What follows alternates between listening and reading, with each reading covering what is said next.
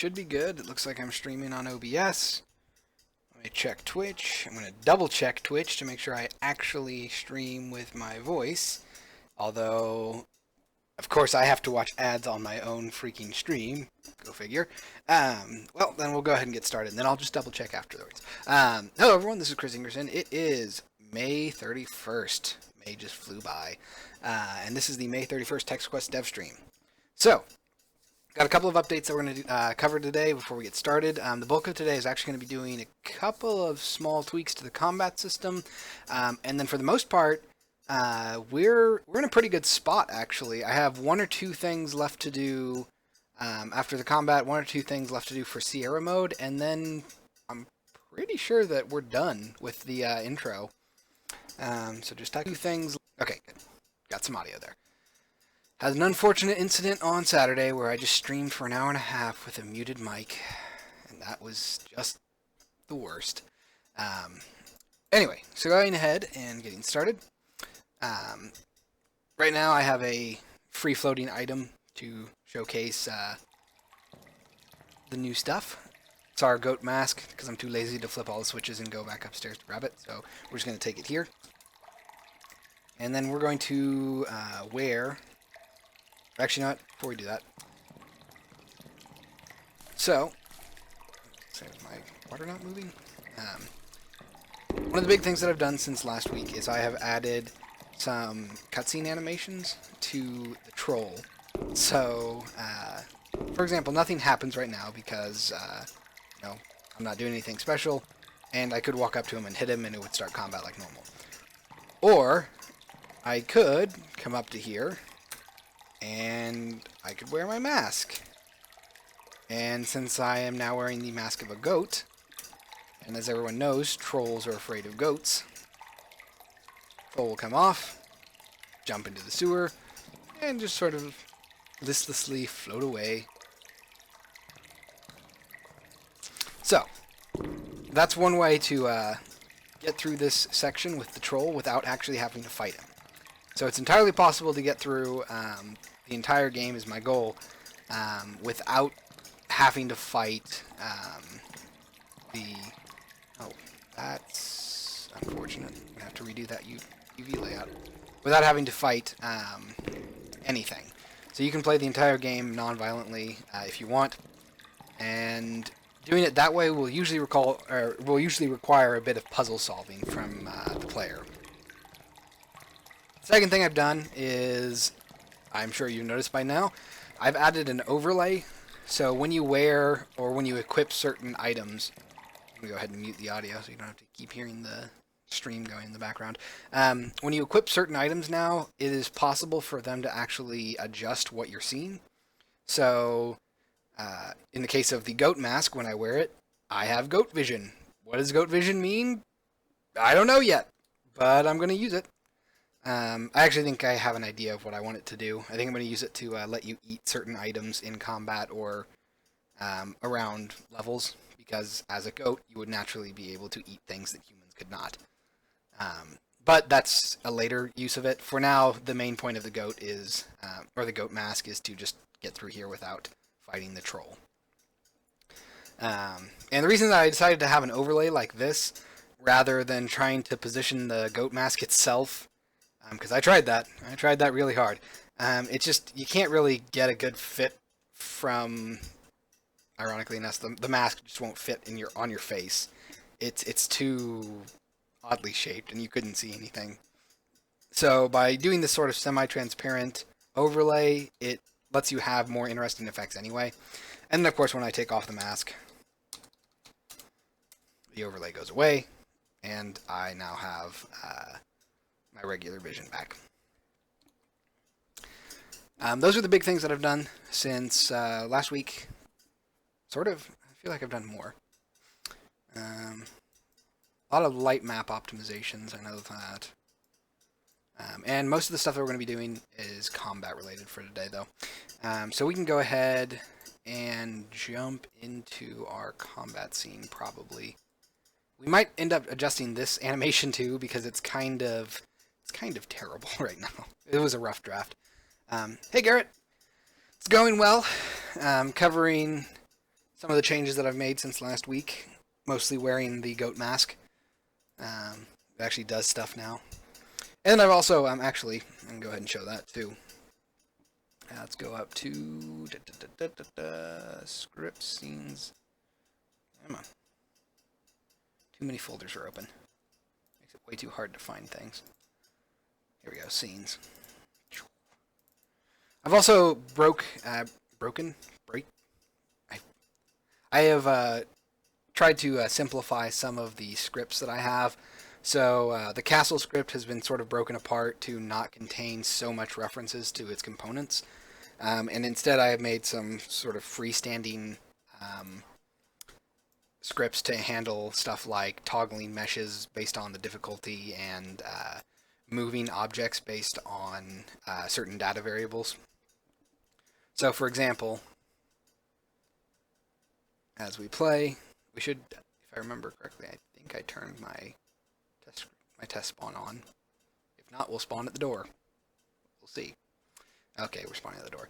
And I do also think that these 3 errors that we've been getting, these are purely caching errors for some reason that are built into Cinema Director. So I've not fixed them because I didn't want to dig into those scripts. But I might end up doing that just because I don't like having these here.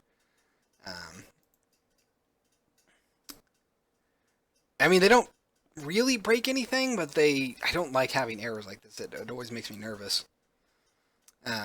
Anyway, I guess I can just show you this because that'll be faster.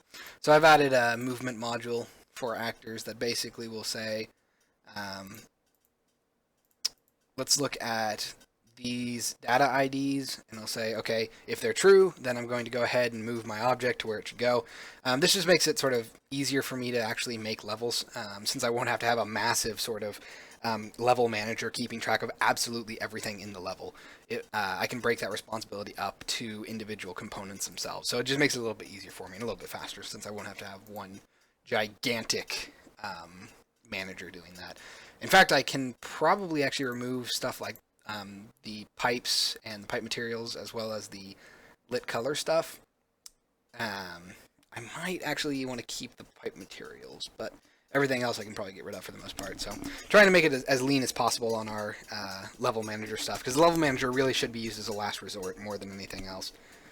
Because it has stuff that, you know, it has to be there to properly load levels, but beyond that, it's not good practice to just, you know, front load everything into a massive script. All right, so let's go ahead and get back to our sewers, and we're going to go to sewer combat to start. And the first thing we're going to do is we need to make some new cutscenes. So let's go ahead and open this up. We're going to add a new public cutscene here. So public cutscene, enemy flee cutscene. So if you put on your mask during combat, it needs to...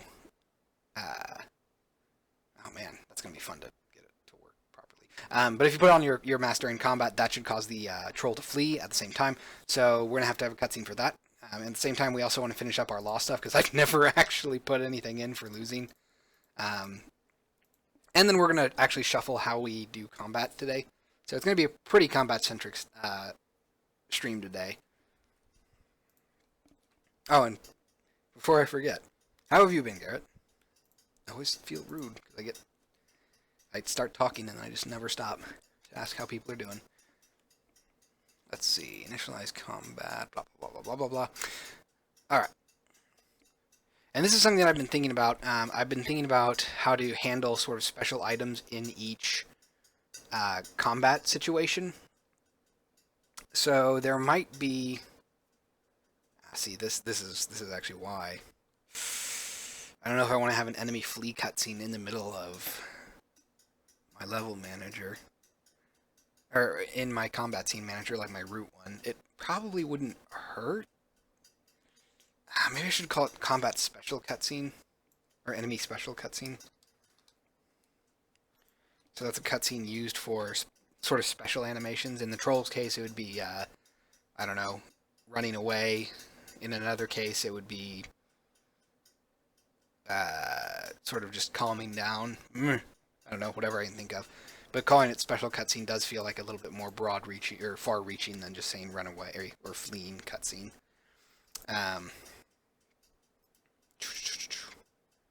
So for lost cutscene, how do I want to do that? Let's see. I guess we'll just start animating actually, and then we'll complain because yep, this stuff's all gonna happen. You know what? I'm gonna take a look at that. I'm tired of it. Let's see. Int j equals 0. J is less than actors.count. J plus plus. If actors j is not equal null. Okay, so we're getting a null reference here. No, we're getting a null reference on actors. Go to definition. We're getting blah blah blah. Return actors. So that means we're getting return null here. Fun, fun, fun, fun, fun. Track group. I don't think that's right. Huh. I'm curious, actually. Oh, nuts to this. Why are you recompiling? I haven't changed anything. Let's see. Cutscenes. Oh, of course it's not going to highlight. Fine, be that way. We just won't fix you. It'll crop up again, but we'll be able to at least see what it is at that point. Alright, let's go ahead and open up Director. Let's see, we have Battle Camera. Let's see, there's Combat Intro. Let's rename this to Camera Position. Save that. Let's go to Combat Intro. We're going to need a new one. So we're going to create a new cutscene. We'll call this, what do we want to call this one? Defeat. We'll make it a duration of, I don't know, 15, maybe 20 seconds to be safe. Skippable, no. No start method. No director groups, and 1 or 2 actor track groups should probably be fine. Or we'll just do 1 for now. And that is going to be our character. So let's look for sprites, hero combat, and create cutscene. Cool. Alright. So, what? Oh, okay, I was going to say, why is it not? Alright, so we're going to go ahead and add a curve track to this. We're going to add a position curve. Finalize that. And actually, you know what? We might be able to get away with not having that at all. Let's look at hero. Okay, I might not need that then. I might instead call just rotation. Let's add curve. Oh, you know what? I do wonder if... No, I can probably handle that well enough on my own. I'm trying to figure out how if I should handle death animations or defeat animations differently per difficulty mode. So on Sierra, should you have a different defeat animation than on normal mode? Because on normal mode, when you get defeated, you don't die. You just get you sort of just fall over, and then you spawn right back in front of the enemy. But on Sierra mode, the idea is that since you failed in combat, then you died. I guess it would probably be fine for me to just have 1 here. And then if I feel very strongly about it later, I can come back. So let's go ahead and... Let's see. We're pretty much going to sort of duplicate what we did for the troll. And we're just going to say, let's edit this. And we really only want, I believe, let's see.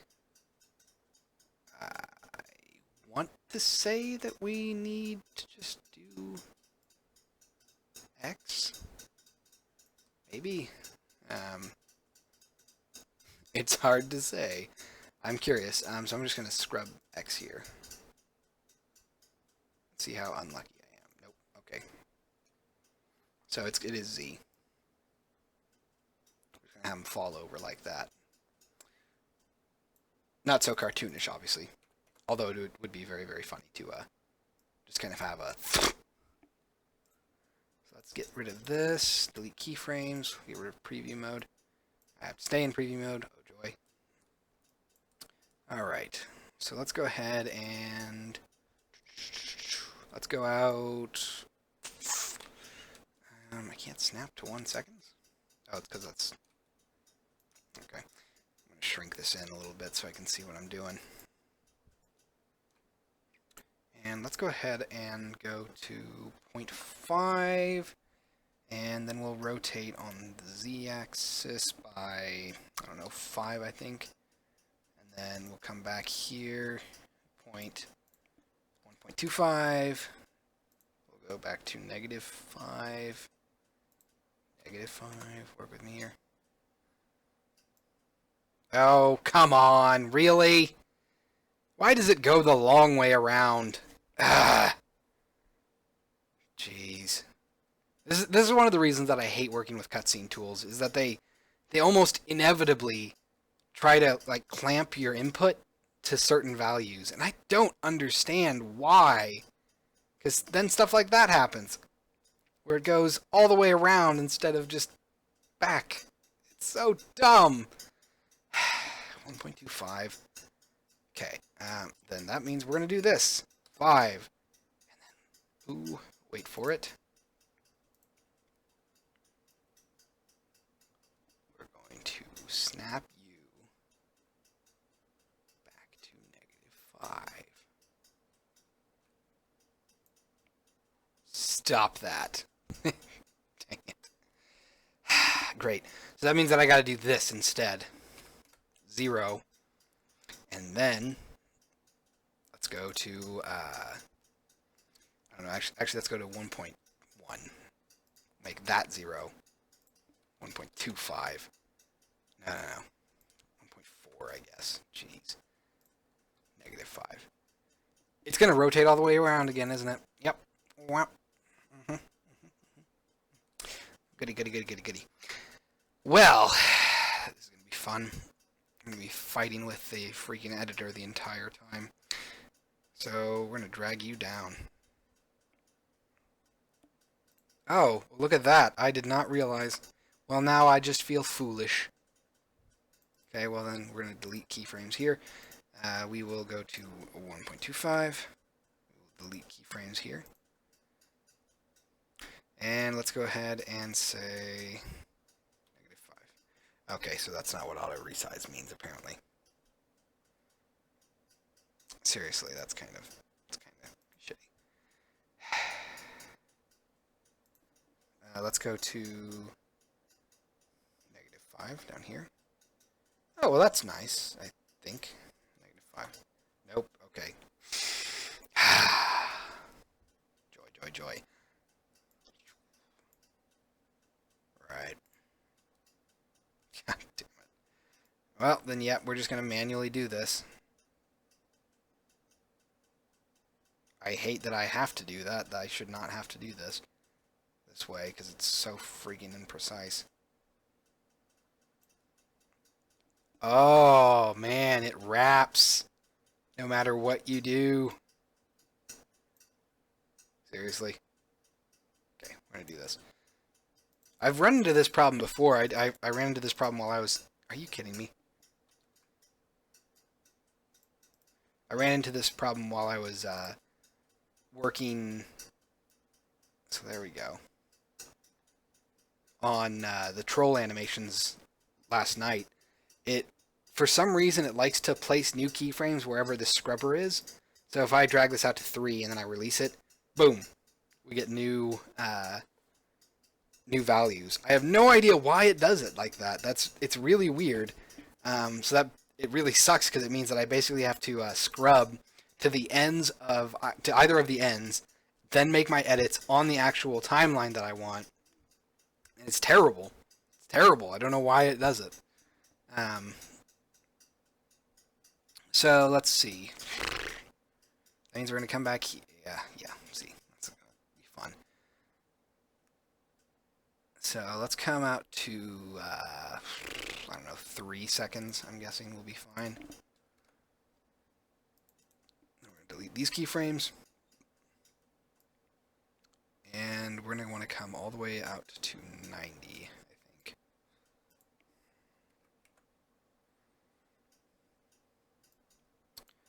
Oh, and of course, they're really close to each other. So basically, we're going to get that. So we get a sort of rock forward, a rock back, and then a fall forward. And we probably need to get our position moved up just a little bit as we do that. But it should be fine otherwise. I think I can... Yeah, I was worried about that.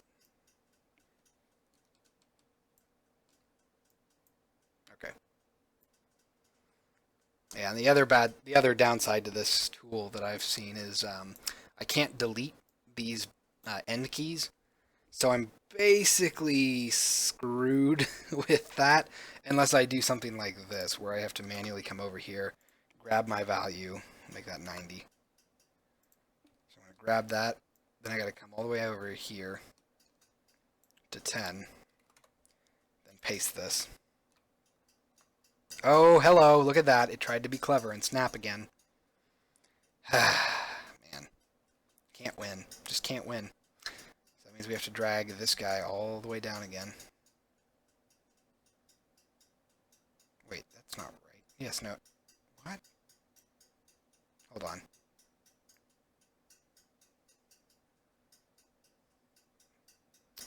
Yeah, I didn't think that was right. It's not. This shouldn't even exist here.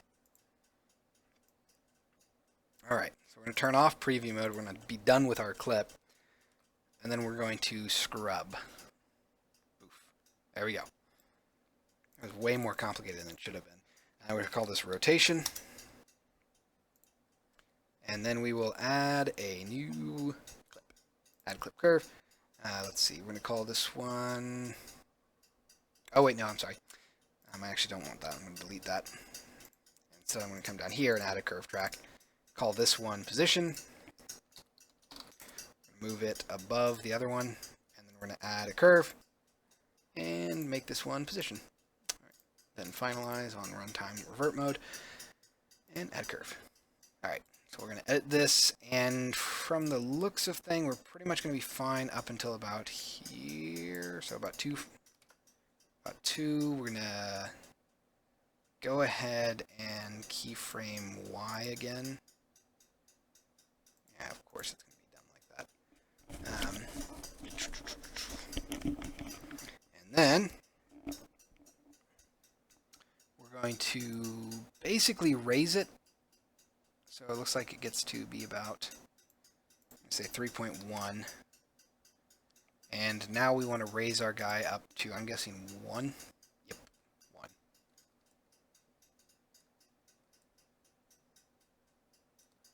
Alright, so the reason we're doing that is, oh great, we're going to get a little bump, aren't we? So we want wobble and fall. That way it doesn't clip through the ground, which is essentially why we're doing that. Alright, so we're going to make this one 1 as well. Of course not. 5, 1. Alright. So we get our wobble, fall forward. Finish that up. And we can probably actually just clamp this. Okay, we can't clamp that very well. And we'll just have it be 4 seconds long. That's fine. Be done. Position. Alright. And let's go ahead and hit play. Too slow. Way too slow. Position is fine, but the curvature, God, is way slow. So we're going to want to have some free form here, aren't we? So let's go right tangent, free.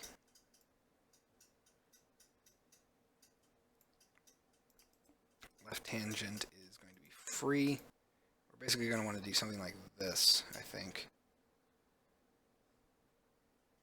So that should pretty much be... Whew. Not terrible. I want to stop though. So we'll probably get a little bit further. The problem is that I can't adjust the length of these curves, so I have to try and make it as sort of gentle as possible while somehow being sharp. So let's go ahead and try playing that again. It's still way too slow. You can see. Now let's cut that in half. So let's move this guy to... that might be fine. Alright, let's try that. Still way too slow. Wobble. Okay. So we're doing better on the... can we do a... right tangent? Can we do linear? Oh, it's going to give us a really weird wobble. Yeah, that's what I was worried about. We're going to do right tangent free. That's not great. So we have to move this up a little bit more. This down a little bit more. I can't weight them, basically. I really wish I could weight the curves that I'm trying to use. Because the ideal is that the curve on the left should kind of be, you know, not inconsequential, but pretty much... it should be slow enough that the right side smacking down is fast. So you can see that we have wobble and then... but it's not fast enough. It doesn't come off as sort of funny, for lack of a better term. Huh. Right, I should actually do that. So, since this isn't working, one of the things that I've been thinking about for cutscenes is I need to really embrace the 2D aspect of the characters. And one of the best games that has done this is Paper Mario. And the way Paper Mario handles it is that occasionally it'll remind you that its characters are actually 2D. And it'll just do really, really 2D flat things to them. One example is just having things fall over. But not to the left or to the right, but rather forward or backwards towards their sort of more wide areas, so that they look pretty much, you know, just flat when you look at them from the side. So we could just get rid of this curve clip, actually. And instead of trying to do this awkward sort of wobble back and forth to the left and right and then snapping up, we could just embrace our 2D stature and just have them fall backwards. So I'm going to go ahead and I'm going to delete this clip. I'm going to add a new one. It's going to be for our rotation, finalize, and we're going to add a curve. Alright, so this is going to be 4 seconds again. Let's edit this. And let's just go ahead and do this. So let's have... how do I want to do this?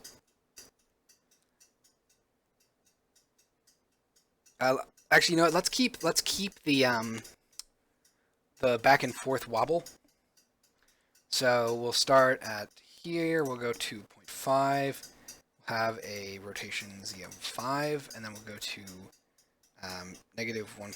Oh, not negative 1.1. Let's do 1.1, and then we will have. Let's do this. That's not going to be fun. Let's go to 0.9. We'll have a rotation of 0.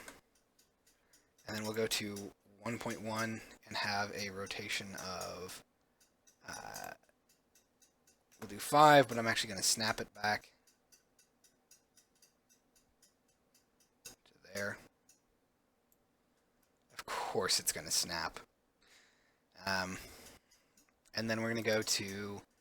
let's go to 1.2, let's go to 1.5. Have a rotation of 0 there again. Fun part, I can actually delete these keyframes because I'm not on them anymore. So we're going to have this. So slight wobble to the right, slight wobble to the left, and then we're going to be standing straight back up. And we will stand straight back up for a comedic beat of, I'm going to say a full second before apparently I start. Oh, yeah, right. I have position going, like before I start rising into the sky. And then we're just going to rotate on the x-axis by 90 degrees. So let's go ahead and add a key here. Okay, I'm going to turn off these guys. Keyframe. And then we will fall in about 2.5. Let's make it 0.5 seconds might be fast enough. Let's just do 90. 90. I guess negative 90 is actually what I want. Of course, I'm going to have to fight for negative values. God. Well, let's see what 90 looks like at least. And then at the very end, we're going to go to 90 again. Alright. And that means that I can actually just get rid of my position clip. I don't need it either. Delete that. Alright, so this is what it looks like. Go ahead and hit play. Wobble. There we go. I do like that. The left wobble is too jerky. And that is definitely because of the sorcery that I have to do here. So let's go ahead and get rid of this. And then let's try it again. So wobble, wobble. Okay, I actually don't mind that it rolls forward. I think that actually works pretty well. Alright, so yeah, this is... Oops, no, I'm done. This only needs to be 4 seconds long, apparently. Let's turn off preview mode. Excuse me. And I think that's it. So let's go ahead and... There should be a way for me to do this. There we go, duration of 4. That's what I want.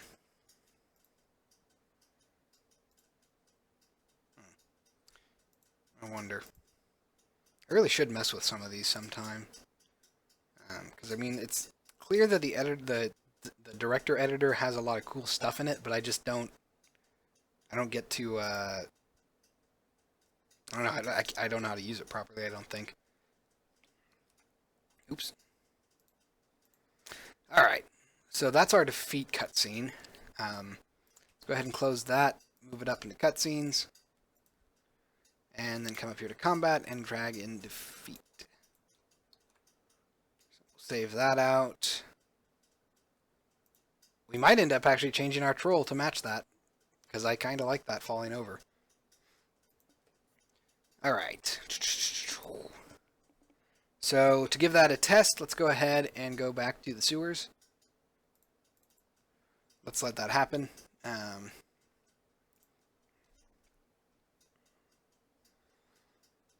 I'd like to get through the combat cutscenes pretty quickly, just so that I can, you know what, screw this. We're going to turn on our...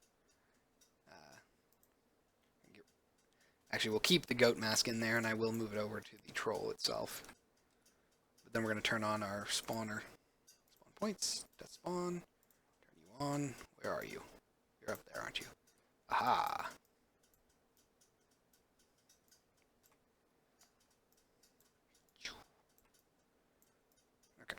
Good. And goat mask. Again, it's not going to actually be here in the game, but I'm just going to put it here because I'm lazy, and I don't want to keep having to run back upstairs to get it while I'm testing. Let's go ahead and do this. All right, and we'll go ahead and maximize on play. Let's hit. Stares blankly at you, and there we go. So let's battle, and I'm not going to do anything. I'm going to let the troll win, which might be interesting to see, because I still think that the HP stuff is messed up. which was going to be part of our work tonight, was fixing the enemy not actually hitting you. So you'll notice that when his attack actually runs out, when it finishes, it doesn't take any HP away. And I don't know why that's the case. It should actually be hurting me, but I think it's not updating the HP at the top. So we'll know in a little bit. So let's see.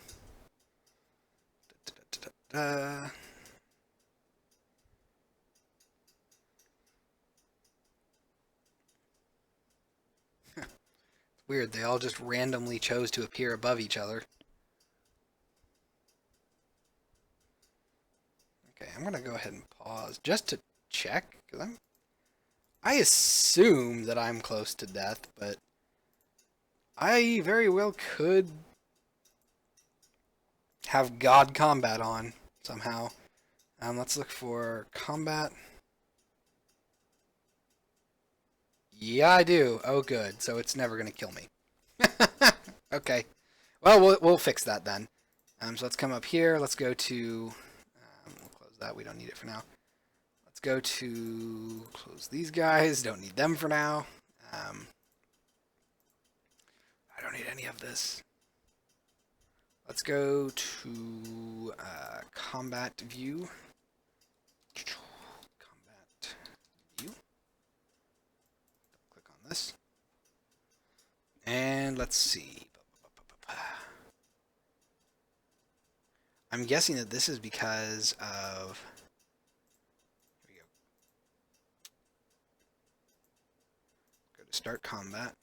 Go to definition. And we're looking at defeat ID, current battle, player health. Find all references.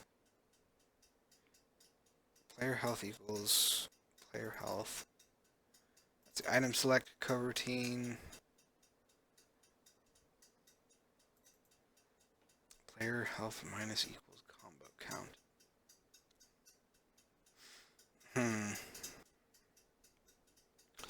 There must be.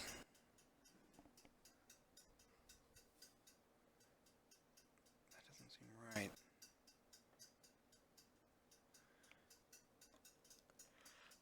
Let's see. Excuse me.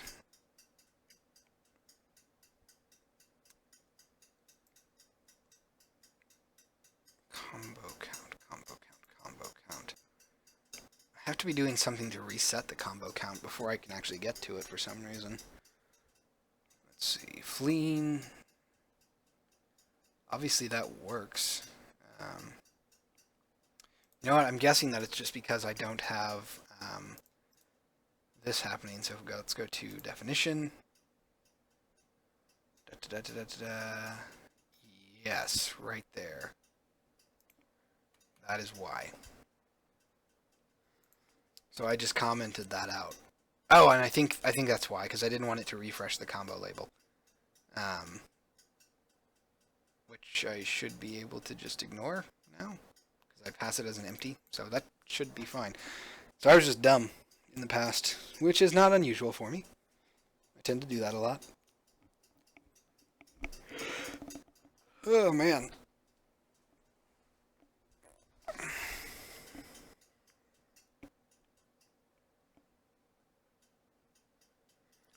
All right. 2 audio listeners, that's weird. Let's go ahead and play, and then we'll attack the troll again. I think we're going to grab our mask, too, while we're at it. Not to wear it, but... I had to be a lot closer to that than I thought I did. Just to make sure that it works. So we're going to hit... So we're going to take a look at our item screen when we start combat to check if I actually have it. Because it should actually show up. It doesn't. Okay. So that's good to know. So that means that my item screen doesn't quite work like it should. So let's go ahead and start this. We'll do nothing.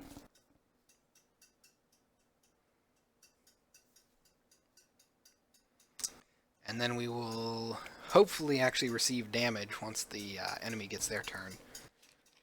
And this is something we're going to be updating today, provided we get through the cutscenes. We're actually going to change it so that these things happen simultaneously. And you will have to use the attack patterns on the left. Yep, there we go. I'm getting hurt now. That's good. Stomp.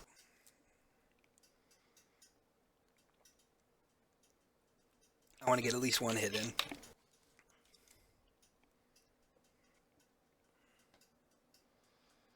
All right.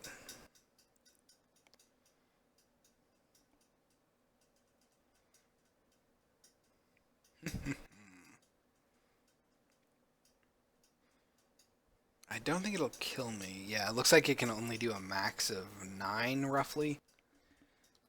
And I think that's because I've set it up so that it will never have more words than exist in its library for each attack pattern, which means that it's basically limited to at most however many words I put in there. Alright, so now we should actually get hurt, and we'll see what happens.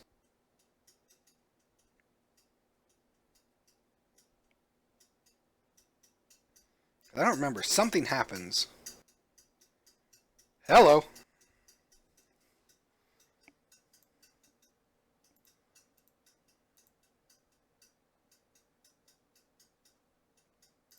Well, well, well.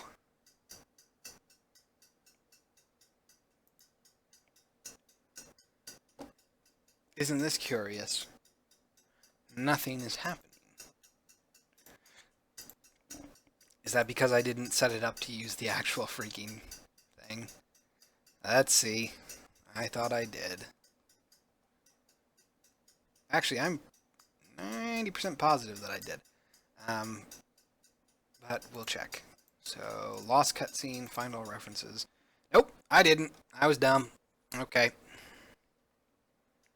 Here we go. Lose cutscene. Yeah, this is what I. Yeah. Lost cutscene. Play.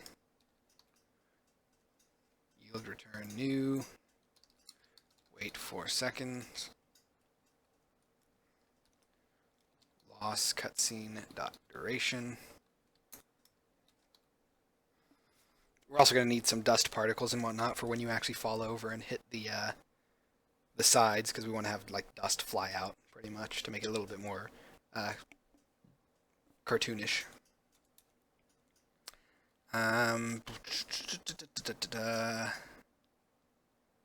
And then we're going to pretty much just do this.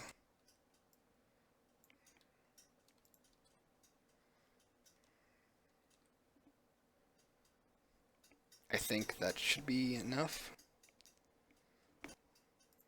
Okay. We'll let that happen. We'll give it a try. See how it goes. Oh man, summer weather is not fun, by the way. I'm too cheap to turn on my AC, so not having fun. Just kind of boiling here. It doesn't help that I've MacGyvered sort of a headphone setup, since the right earpiece of my headphones, like, I don't know what happened, but the connecting joint basically chipped itself out so that it's sort of freeform hanging. So to get around that, I just have a tie that I have around my head, like an actual tie that I never wear. So I just strapped it around the headset and tighten it up whenever I do any streams.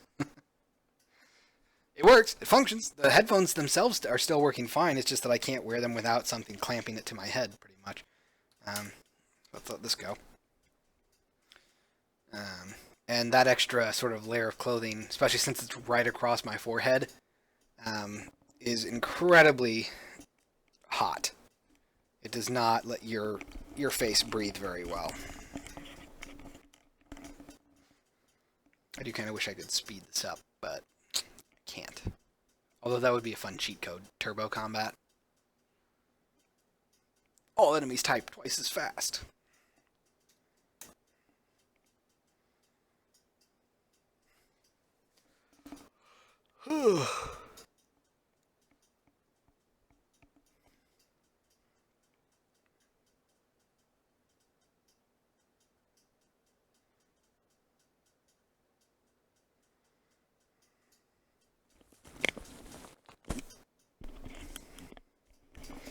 God, I'm not looking forward to doing a tutorial for combat. I don't know how I'm going to do it, honestly. Um, it's not... I want to avoid the wall of text if at all possible, but it's so hard to do that.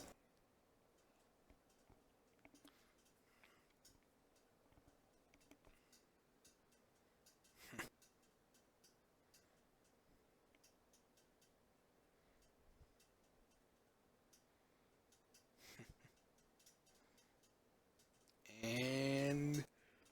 fall over. Yes. Oh, no! Oh, what happened? Why did it...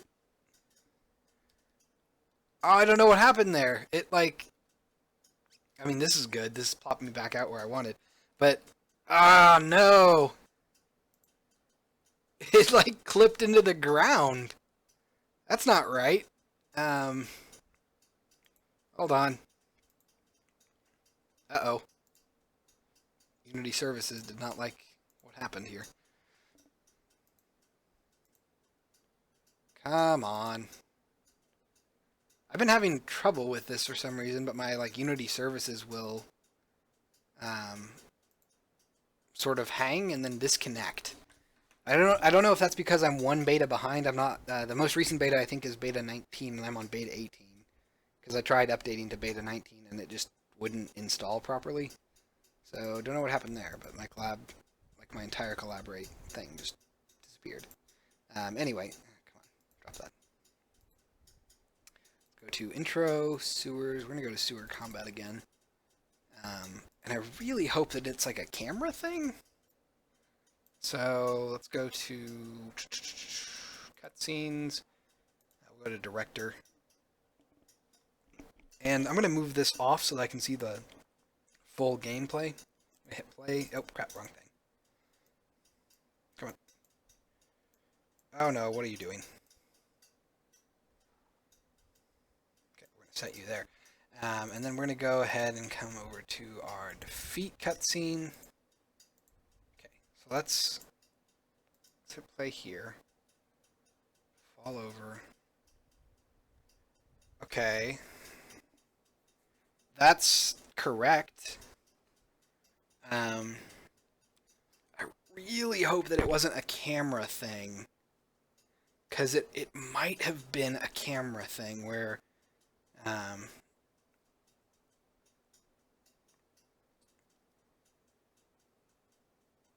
yeah.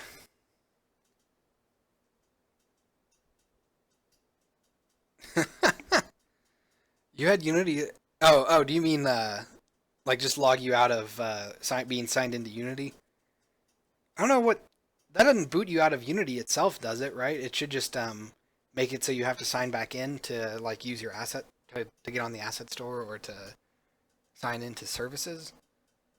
I don't think it would boot you all the way back to the like, sign-in screen, but I could be wrong there.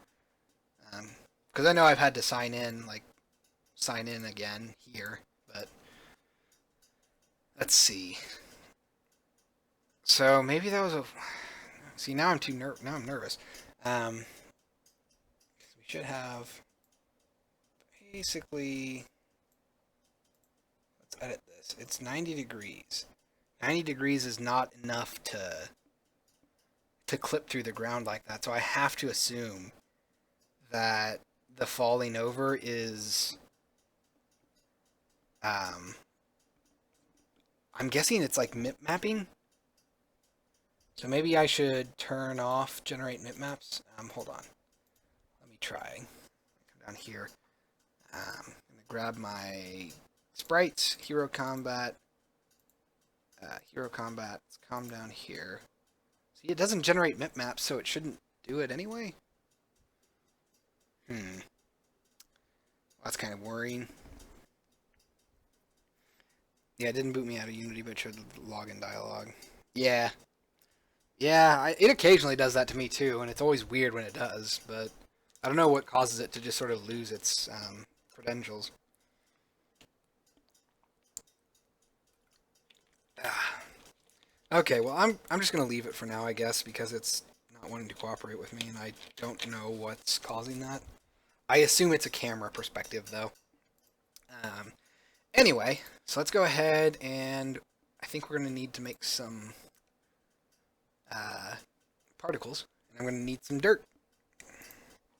I'm pretty sure I don't already have dirt. Let me double check just to be sure. Particle effects, textures. Nope, I got drip and drop, but no dirt. Okay.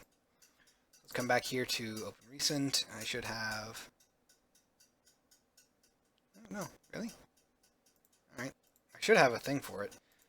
So let's go to hard drive, game development, Unity, text quest, art, textures, particle effects. Oh, wow. Look at all the old Mac files. I thought I deleted those already. Let's see. Door, drop, fire, fog, hit, laugh. Oh, I guess I just made new ones entirely for no reason. Alright.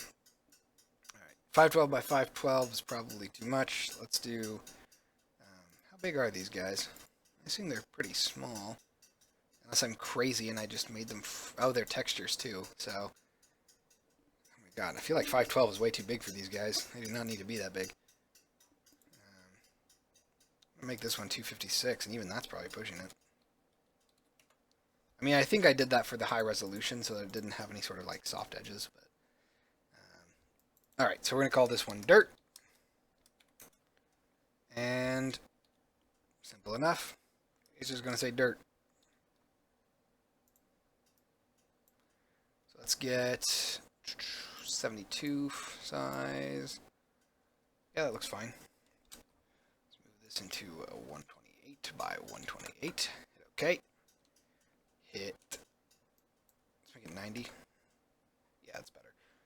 So we're going to make, again, 128 by 128. Save this out. Let's go to textures, particle effects, dirt.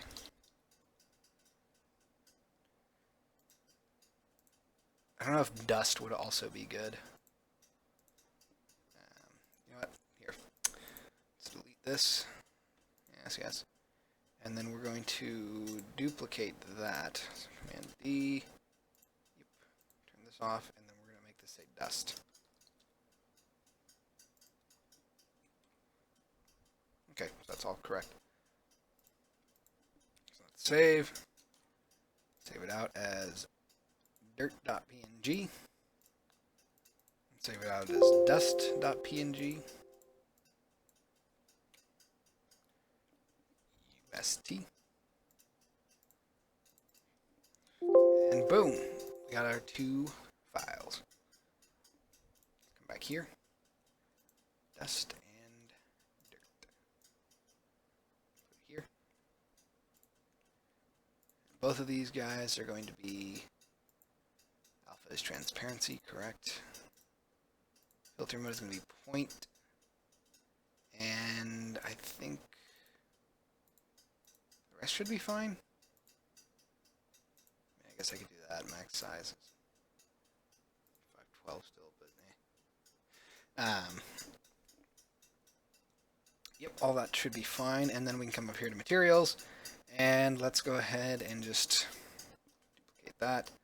And I'm gonna get rid of bug yellow. That shouldn't exist anymore. I call this dirt. And I'm gonna call it dirt part. I'm just gonna say particle. I don't like to abbreviate. Alright, and we're gonna make dirt our thing here. Let's go ahead and duplicate this. Call this dust particle. Drag dust into here. Alright, so those are both there.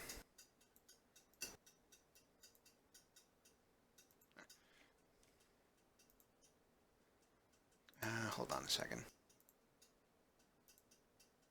That's fine. All right. So the next thing we want to do is, this is going to be tough, but let's go ahead and, oh, you know what? Ah, here we are. I was going to say we should have a particle effects thing. So let's go ahead and add a new particle effect. So create a particle system. And this is going to be fun and weird and all kinds of crazy. And we're going to add dirt as our renderer.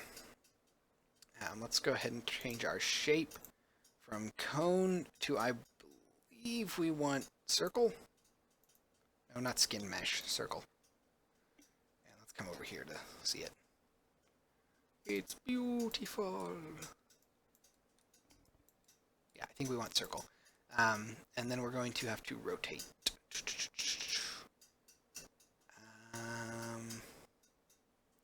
ironically enough, this is actually not what we want. Alright. So let's see, we're going to have, let's move up here, over here.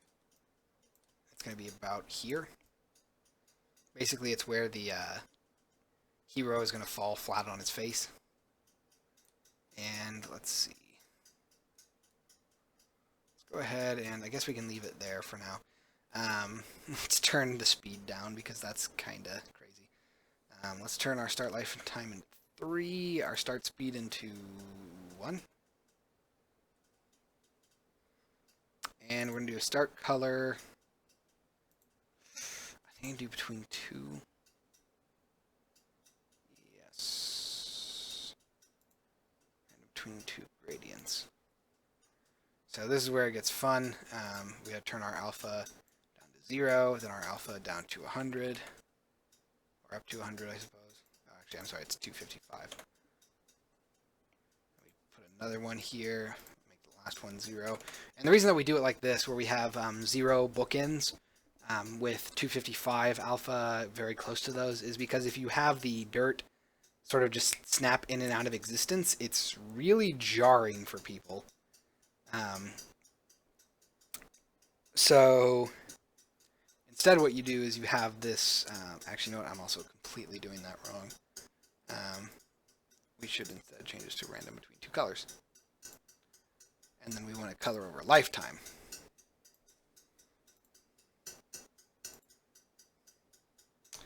Which is going to be those alpha colors.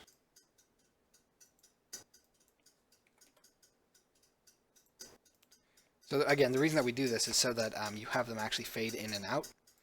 Because if you didn't have them fade in and out like this, you see they feel a lot better if they fade in and out. If you don't, it snaps in and out, and that's very, very jarring for people. Things don't just appear and then disappear. It looks wrong when that happens. But by having them fade in and out, the human mind can just sort of reasonably assume that, oh, I just can't see it anymore, or oh, it's settled and I don't need to look at it anymore. But if it snaps, it just drives people crazy. So I think I can do this. Yes, okay. So the color over lifetime is a multiplication factor. Isn't that nice? So let's come down here. Let's go to a sort of tannish.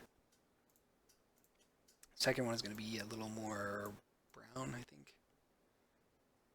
Actually, I feel like it should be a little more gray, almost. Same with this. And this is going to be fun. I guess we're actually going to want to have speed over lifetime. I should be able to do that. No, I guess it's force over lifetime. Or no, velocity.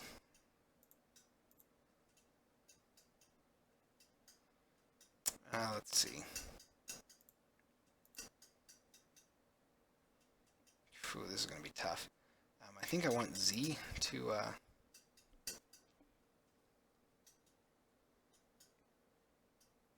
This. No. Well, actually, no, that's not incorrect. It's just backwards. We want this to be -1. Or actually, no, we want that to be 1.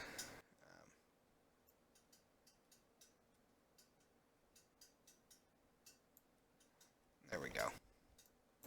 And the reason we're doing it like that is because, you know, when dust comes out from under a heavy object falling on top of it, it doesn't just like and then fall down. It actually sort of comes up in plumes and then goes out from the wind rushing out and coming up. So we want to change that, and I guess X is going to be our next one, and we kind of just want it to be always up, right? Or am I telling it to go? No, I'm telling it to go up. And okay, never mind. There we go. So we want the velocity over a lifetime of z to be correct. And I guess y and z are kind of going to get ignored. So I still need to find speed. So our shape is fine. Our arc is fine. Emit from edge. No need to worry about that. Can I really not do a speed? I should have a curve that I can do. Okay, there we go. That's better. I guess we're gonna go. Oof, tough.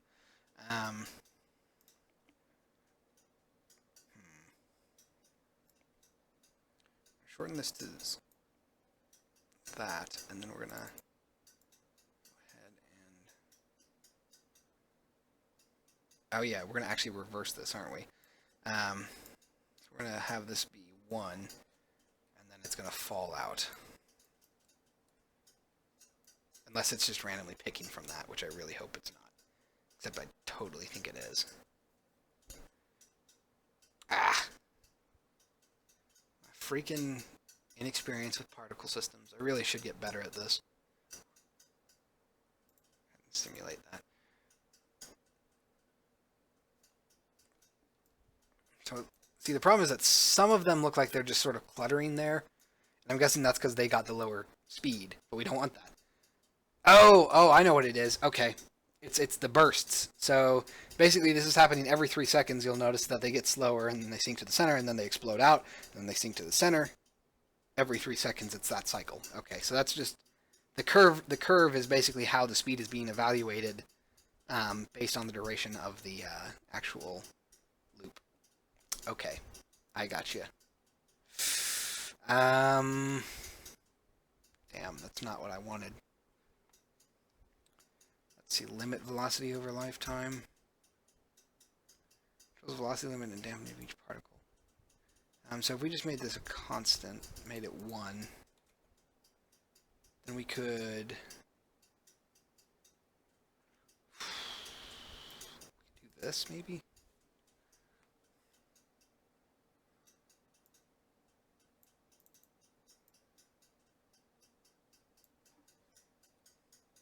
There we go. So let's raise this to 3. And let's raise the start speed to 2. That's actually a little too much. Also call this hero dust. Hero defeat dust. There we go. So, damn it. We need to make it happen fast, but in a short distance. Ugh, isn't that great? So let's do a start speed of 1. That's where it gets weird. This is what it's going to look like when it starts.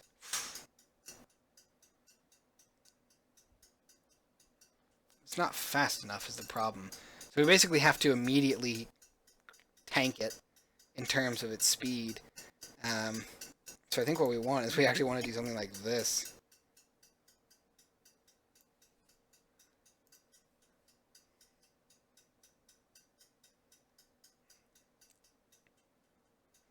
So we almost want it to like explode out of the gate and then just immediately slow down. So stop. So just go and then rise. So let's stop, and we're also going to turn off looping because it shouldn't loop anyway.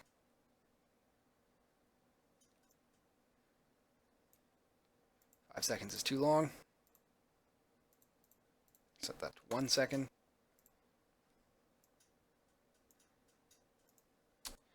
And we're going to up the count. So let's go for emission.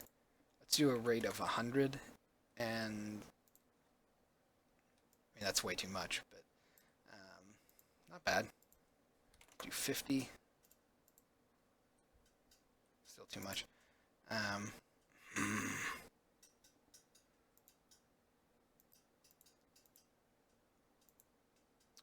Distance. No, that's not what we want. Let's go to 25. Simulate.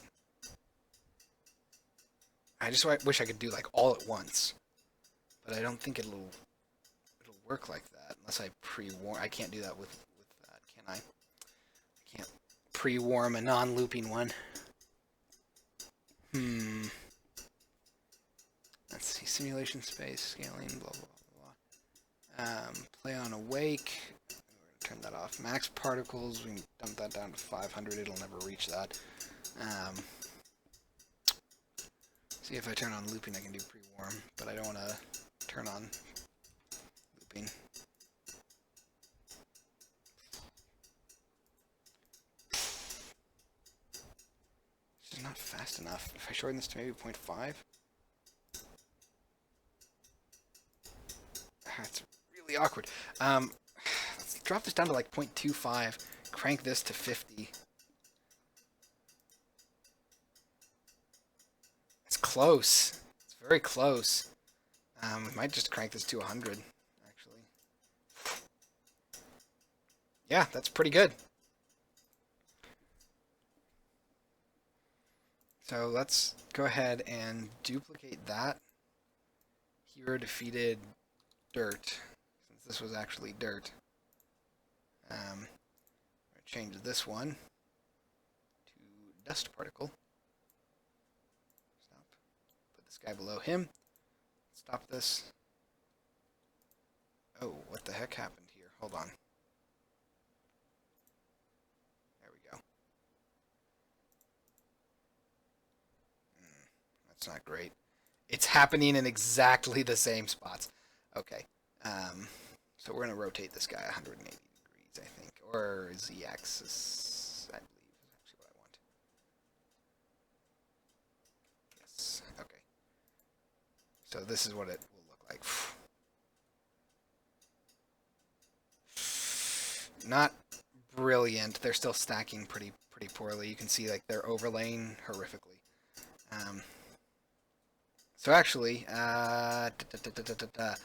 let's go ahead and do a color. Let's grab this color. Do one color, and we'll have one of the dirt and dust be two different colors. So let's stop that and simulate. And this still didn't quite come out how I hoped, because it feels like dirt is just drawing on top of it. Okay, so let's do this. Let's do this as an odd angle, 120, and just barely 0.1. So it's at a different angle, and it's a lot lower. So stop this, simulate. Still feels like things are backwards. I'm going to rotate this guy 180 degrees, and then we're going to, what the heck just happened? 180. There we go. It's almost right. It just, they're not legible, so I guess I should cut the density down. Let's cut the density down to 50 and 50, maybe. Stop. Simulate. Ah, man.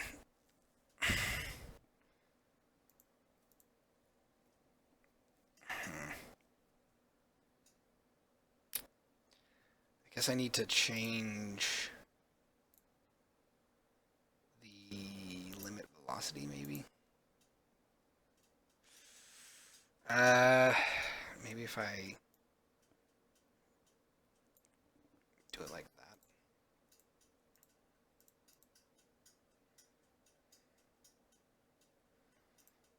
It's not bad.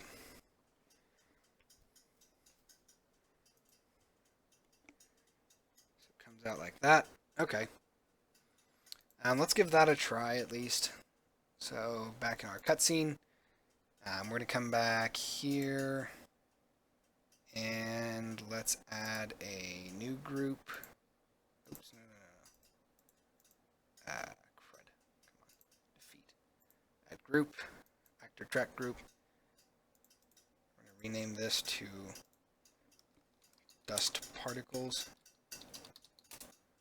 We're going to add, oh wait, no, before we do that, we will have it reference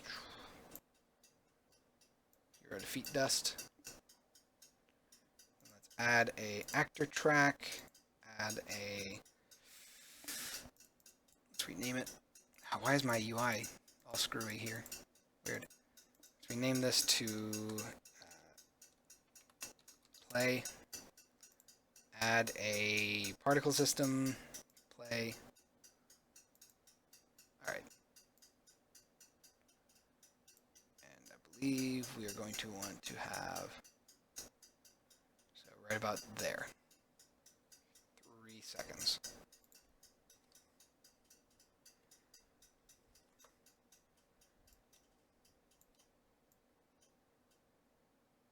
Okay.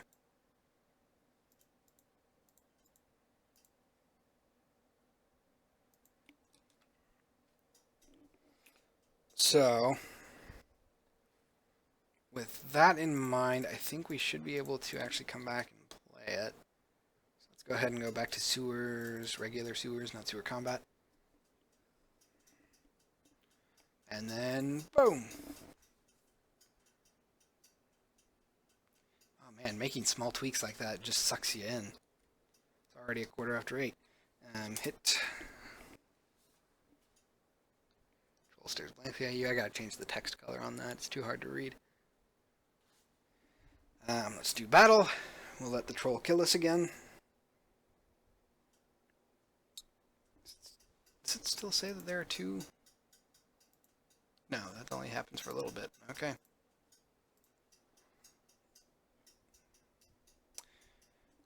Oh, man. Trying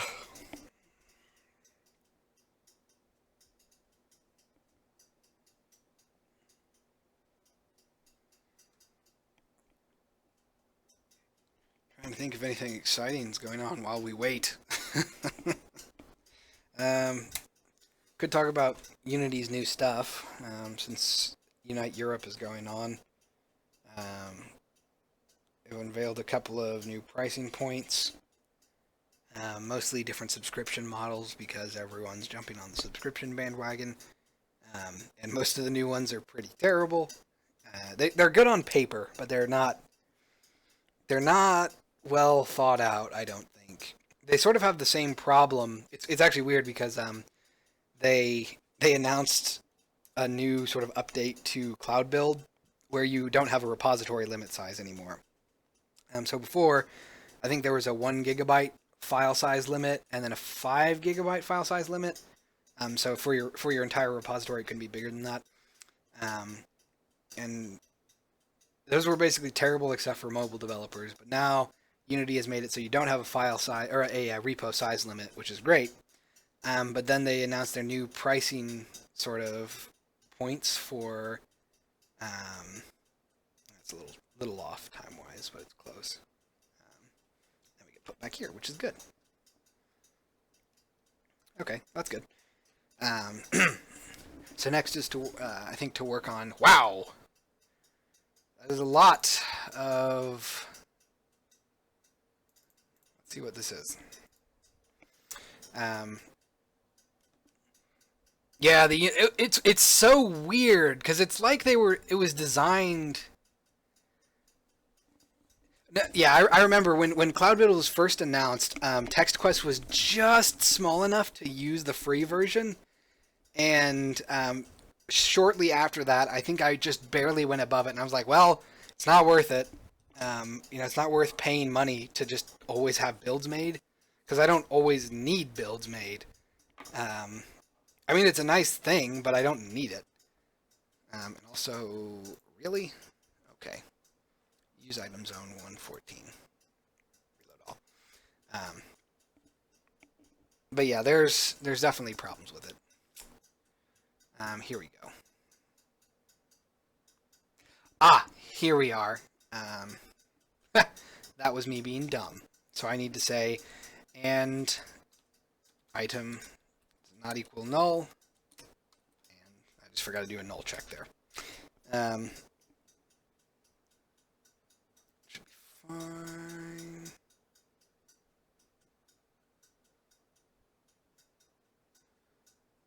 What's the two difference here?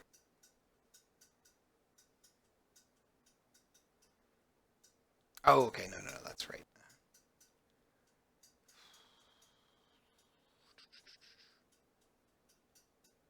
That's fine. Yeah, okay. But yeah, I mean, it is interesting if you haven't messed with it, because it is cool to basically like just push a change to your repository and then like maybe an hour or a couple of hours. Well, it's usually like an hour later you'll get a little email saying like we've made builds for you, and that's cool. But again, it's not such a huge thing for independent developers that it really is necessary. I get the feeling that it's a lot more useful for, say, larger mobile developers, because then their developers can actually make a build, or they can push changes, a new build can be made, and then they can have their QA team actually test that build right away. That's great. But for small teams, it's not, no one's going to be doing that. So, and yeah, the whole pricing thing, it's mainly for being able to reproduce a build exactly and ensures that you have everything actually checked in. So it's nice to have. Yeah, that's true. And I mean the distribution of it, and the fact that it keeps all of your builds. So if you have a build from like 5, or not 5, even further than 5, you can have a build from like 50 iterations ago, and it'll still be there. You can still download that build. So if you wanted to, say, show off older versions of your build, you could. And it's very easy to do so. So let's go ahead and check that. So yeah, okay, good. Okay.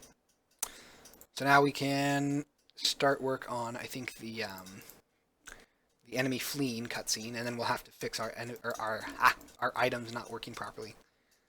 So let's go back to scenes, intro, sewer combat. Yeah, I think, like I was saying, it's basically the exact same thing that happened with Unity Cloud Build, where Cloud Build was so heavily geared towards mobile developers, just because of the file size limits. And that's what the new pricing points kind of feel like. Like they're good for very, very specific types of developers, but not for everyone else. So I'm sure that they'll change it. I don't know how fast or how soon they will change it, but I'm sure they will eventually. Because I think they're on the right path, and I think that they realize that they have the right idea, but they just don't quite have the right execution.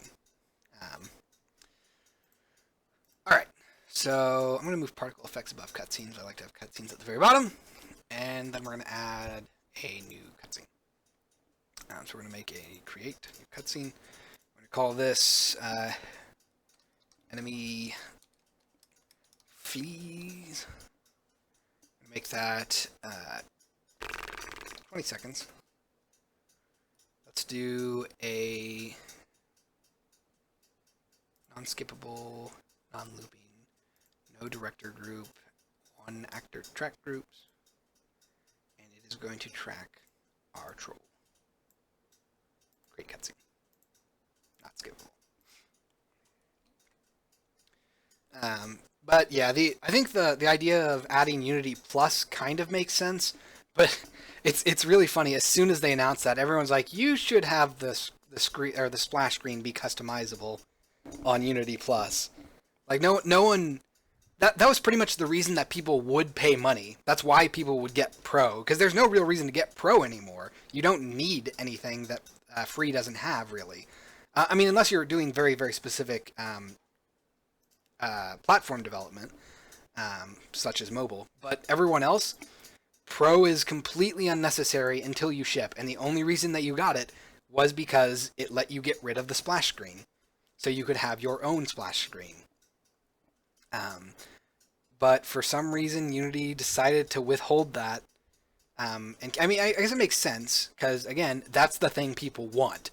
People want to be able to get rid of the splash screen. And but the problem is that no one's going to pay 39 or $49 per month, depending on how you pay. No one's going to pay that if the only real difference is that you get priority queues in cloud builds and some extra Unity service stuff. Not anything even really that important that you couldn't already get somehow. It's just sort of more convenient. Yeah. But yeah, that's exactly right. As soon as if they move the splash screen down, if they give in to what everyone's saying that they should do, then pretty much, I'm sure everyone will subscribe to Plus. Like that would be perfectly fine. And you know what? I would be fine with it then. I think if they did that, that would solve a lot of the issues. That would solve basically 99% of the issues that people have with the pricing models right now.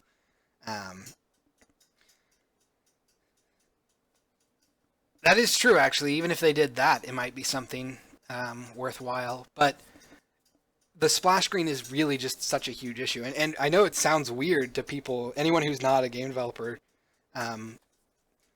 like might not understand. Well, it's just a splash screen. It's like it's the principle of the thing. Like it's really, really unhelpful to have the engine's logo there when it doesn't need to be.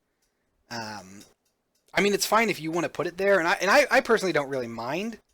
I don't mind having the Unity logo show up, but there's this sort of stigma for Unity game development that when you see the Unity logo, people just have an intrinsic hatred of it. They associate it with shitty games because for so many years, since Unity was free and easier to use than anything else, a lot of people made really, really terrible games with it. So when you see the Unity logo, people kind of instinctually roll their eyes, even if they don't realize they're doing that. All right, so what was I doing? Curve track. And we're also going to focus over here. The main problem that I've heard people express was the splash screen. Yeah, it's a stigma because of the photos. Yeah, and that's what it is. Is people, and it's because it's mandatory on the free version, so people they start seeing it on shitty game after shitty game, and that's why for a long time, and Unity is just now starting to get over it, but for a long time, even game developers, when they saw Unity splash screens, they'd be like, "Oh, you made this in Unity, ha ha ha." And it wasn't until recently that people are kind of finally realizing that it's like, okay, fine, Unity it's not a piece of junk like we were all sort of making fun of it for. But yeah, that's the thing. God, the UI is like messed up for some reason. Hold on, I'm gonna close this and try opening it again. Should save. Yeah, weird. Okay, I guess my indentation is just weird. All right, so how do I want to do this?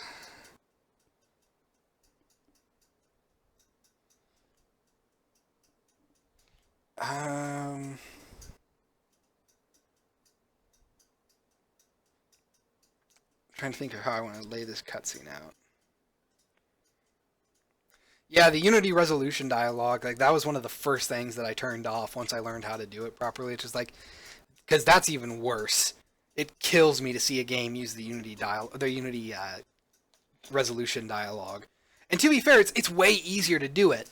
It's way easier to just have the Unity resolution dialog, have that determine the resolution of the game that you're running, and it's really no different than a boot up screen because a lot of games have that. The Fallout games have that. Skyrim and Oblivion, I think, have that. They just Skyrim might not, but a lot of games have it. It's basically the same as sort of a configuration screen, and a lot of big AAA games used it. Rust still uses it, yeah. But it's infinitely easier to have a separate thing like that resolution dialog than it is to program it in the game itself. it is super hard to get programming, to get stuff working in the game engine itself, at least comparatively. And that's why even some AAA developers, some AAA games, you can't actually modify certain things in the game, or it has to close. The game has to close and then restart to actually work. I don't know why, but that's just how it runs sometimes. And yeah, Unity is definitely trying to become an online services thing. I mean, when they first announced their huge like services packages, so like here the services tab on the right, they have ads, analytics, cloud build, collaborate, performance, in-app purchasing, and then the multiplayer stuff. That's all cool. But as soon as they announced that for the first time, my coworkers and I just kind of looked at each other and were like, yeah, they're just kind of trying to be like the middleman for everything now. And it's great because it's integrated with Unity, which makes it easy. This is a weird situation where it's kind of nice because it's integrated into Unity itself, which means that it's very performant. It works. There's no weird sort of like setup for it. You can just do it.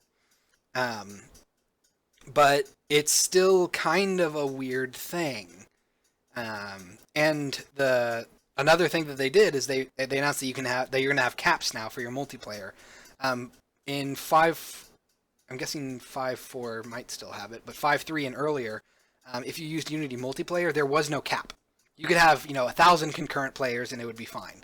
I mean, it would suck because your server would get spammed, but you would be fine. And it looks like Unity is capping how many people can actually use, how many concurrent users you can have playing your game at once. And concurrent users are just, if you have 50 concurrent users, it means that there are 50 people right now playing your game at the same time. But it's odd to see Unity cap that. Yeah, and resizable windowed mode, that's another thing. I mean, I can't do anything outside of 16:9 screen right now because of the weird resolution stuff that I run into. Well, so that multiplayer thing, it's a weird it's a weird bit of math. So like, supposedly if you have 100 concurrent users, that means that your actual user amount is like 1,000 or something like that. It's like 10 times as much as what your concurrent usage is, which sounds odd to me, but I'm not an analytics expert. So that's why those numbers are so low. It's because having at any higher numbers would mean that you probably can just afford your own server. And if Unity is actually just sort of hosting that stuff themselves, then that's one thing. And I assume that's what it is. It's not like if you have your own custom server running an instance of Unity that's doing all of this, but who knows?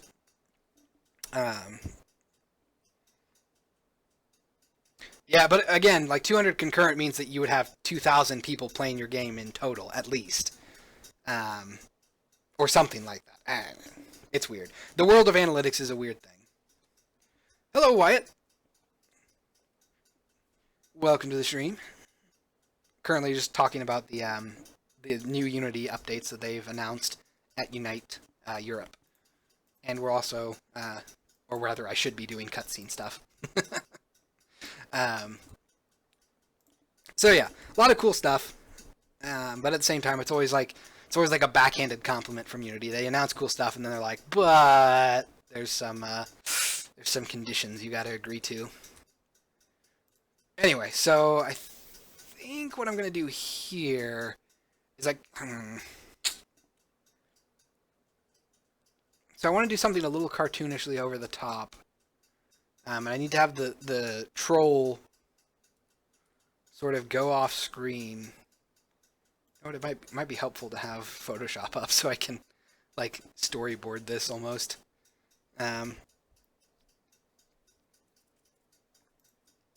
All right. So let's go 1920 by 1028. Wait, that's not right. 1080. All right. Shrink this in, and let's go ahead and come on. Go ahead and shrink this to about 50. Fill that in as our background color. So I'm just gonna quickly like set this up.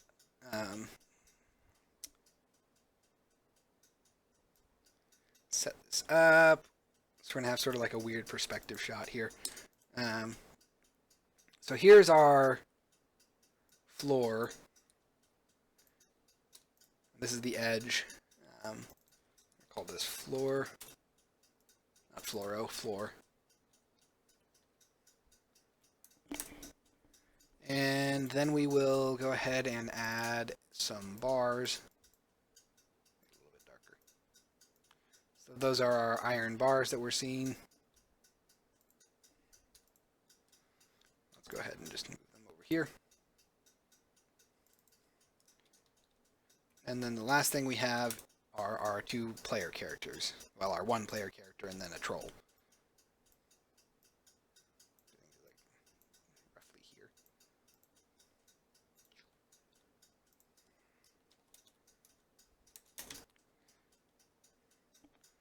And boom. 120. And I don't know, 90 points I think should be fine.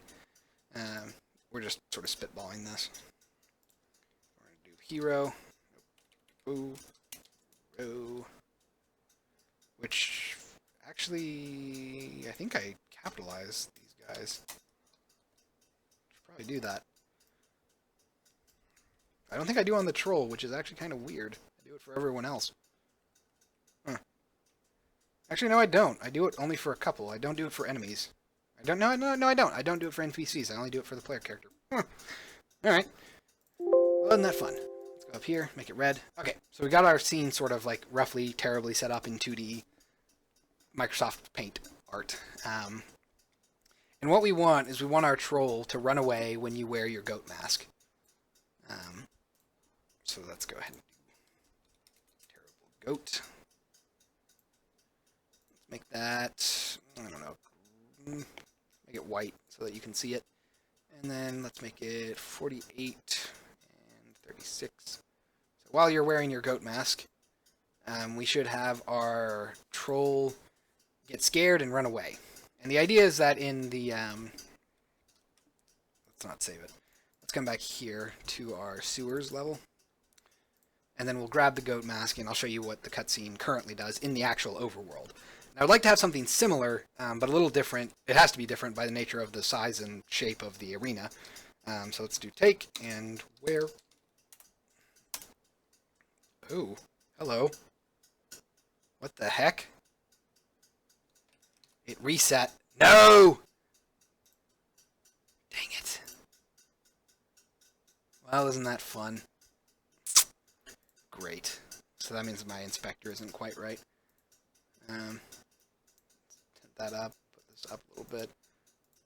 Let's go ahead and raise it up a little bit. Well, that's wonderful. That means that my custom inspector for this is kind of messed up. So UI, HUD, and Goat Vision overlay. There we go. So now when we play, it should at least update properly. And I should have Goat Vision again. I don't know why I can't. I feel like that goat mask is just way closer than it should be. Okay, so we got Goat Vision. And there we go. It got afraid and jumps off really, really terribly. And then just kind of floats underneath the grates. So I'd like to do something similar, but it has to be a lot more fast-paced. And actually what I could do is I could just have it straight up fall through the cracks in the grating. Yeah, Goat Vision. I couldn't think of what to make it look like when you're wearing the goat mask, so I'm like, Goat Vision. Why not? We'll just make stuff happen when you're a goat. And to be fair, I've always had the idea that eventually I'm gonna do stuff like this, where like if you're wearing a wizard cap, then you'll be able to see stuff that you couldn't normally. So I think what I'm gonna do is this really, really weird thing about goats, where if you're wearing the goat mask, then you can like eat stuff that you couldn't eat before. And then in combat, if you need to heal yourself, you could like eat hay or eat non-edible paper or stuff like that, and it would heal you. So wearing the goat mask in combat would basically have its own benefits, in addition to being a quest item. Yeah, it's actually something I can tweak. So if I stop playing, I can actually tweak the alphas a bit to make it a little less prominent. So if I do that and then wear it, it should be a little less intense. But it's basically, I threw this sort of overlay scheme together. So take and wear, not take and wet, take and wear. So it's not, well, that's still kind of bad because it's a little bright, but yeah, so reacting to the face of its natural enemy, the troll seeks refuge under the sewer grating. It jumps off. But yeah, I'm still messing around with that, but I thought that it would, yeah, just be a giant reference to, what was it, Goat Simulator? Um, but yeah, I thought that this would be a way more funny use of wearing the goat mask than trying to make it like you're wearing a goat mask. So I think I've just started to embrace like I should go over the top for everything, since that's how you make the game interesting. It's an adventure game after all. What are adventure games if not silly? Well, some are serious and scary sometimes, but you know, for the most part, they're silly. Um, so yeah, Goat Vision is something that I have in there. It doesn't do anything too much right now, but it will in the future. Um, yeah, and I can also shrink the text if I want. I'm still messing around with that a lot, and I'll probably still adjust how that presentation works because right now it's just you take one sprite and then you choose its color and then the background color. So I could even make these guys even less prominent. So we go like all the way down to here to the point where they're almost non-existent. And that's probably what's going to end up being. It's going to just be this sort of like overlay of things to make it look slightly different. So take and wear. There we go. So it's barely even there. And yeah, Sierra style puzzle solving is always fun. All right, so that's the cutscene that we're sort of basing this off of. But we might. Where is my scenes? Incidentally, I really need to find a faster way to make GIFs because a lot of the stuff that I want to show nowadays on Twitter is animated, and taking screenshots just doesn't do it justice. Oh wait, I don't need to play. I'm just gonna throw null references. Clear that. All right. So going back to our director, we're gonna do a cutscene. And what I was thinking is that instead of doing that sort of, it runs off to the back and then stuff happens. Since this is all you can see, this is what the camera will be looking at. We can't really do anything off to the right there. You won't see it. And I was going to originally have the troll run off to the right, and then you would sort of see him floating underneath here. But I kind of like the idea of the troll just sort of turning 90 degrees and then slipping through the crack to hide. And we could still see it, you know, below the grate, obviously. But at that point, I think it's a little bit funnier, and again, it plays with the 2D characters more. So let's go ahead and grab our director. We're going to add a curve track. It is going to be our, I think this is going to be our rotation. Add curve. I'm going to rename this to rotation. Rotation. I can never spell, which is terrible considering that I am making a text-based game. And actually, that's one of my biggest problems with my development of this game is I always misspell things, and it's always embarrassing when people point it out to me. I mean, I'm very happy when they do, but at the same time, I'm just like, I know I should have done better. All right, so we want to rotate our. It's going to be our y-axis, I think. It's what it should be, but they could just have odd rotations. Okay, good. It's our y-axis. So we want to rotate this to, I want to say, 180. Nope. Okay. So we want that at 270. And let's go to 0.5, and we're going to rotate this to 360. No, don't do that. 360. And of course it has to spin around the wrong way. So that means we're going to do this. 359. Boom. Wait, no, that's not right. Oh, you gotta be kidding me. Oh, that's because I did it in the wrong position. 359. There we go. So now we're going to get a rotate. Let's go to 5. Got to do it here too, so 359. Alright. So we are going to have the troll rotate. We'll have it wait, I think, for half a second is probably fine. And actually at that point, we're done. For a rotation. We don't need anything else from this. So I'm going to shrink. Okay, you work with me. I'm going to shrink this guy down to here, pretty much. That's all I need from him. It's half a second of cutscene. Alright, so that's rotation. And then we're going to go ahead and add a new curve track. We're going to call this one our rename position. Make this our transform position. Finalize. And then we're going to add curve. Alright, so now we're going to edit. It's going to be the same up through 1 second. So let's keyframe everything here. And then we're going to want to, let's go to 1.25. Our Y position is going to be 1. Let's do 1.5. That might be really high. Let's do 1. Let's just do 1. Or actually, no, let's do 1.25. So it's a little hop. And then we will quickly come back down. So let's go to 1.5. We're going to quickly come back down to 0. Or maybe maybe a little bit more. Let's. That might be too. That might be too fast. Let's delete these keyframes. Let's go to 1.75, and then let's just go ahead and drop -1. Oh, come on, -1. A little bit more, -1.5. Okay, -3. That's too much. Okay, let's come -2. No, -2 is actually looking pretty good. It's just slightly too much. Let's do -2.1. I'm curious what that looks like. So you can still sort of see it. Which is the idea. I kind of want it to still be there and be visible, but obviously be quote-unquote hiding from you.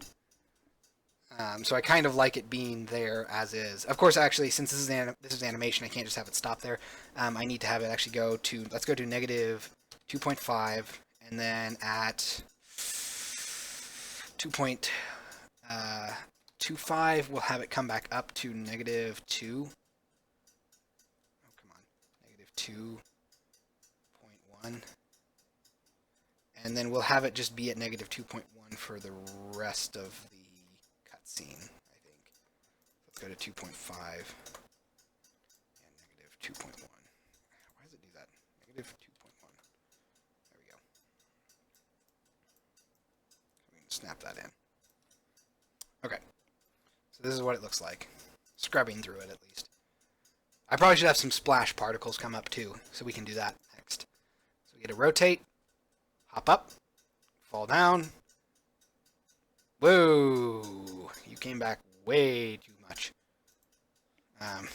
That's why. Okay, hold on. 2.5 and -2.1. Yes. So it's going to look like this. Rotate, hop, go down, and resurface. So real quick, I'm going to turn off preview mode. And I'm going to drag Director off to the side so we can see what it looks like in our actual cutscene, or in our actual game view. So we're going to hit play. Okay. Actually, that worked out way better than I thought. So we have a rotate, pop up, down, and then the T just sort of comes back up like it's trying to see if you're still looking at it. I like it. I think that ended up working pretty well.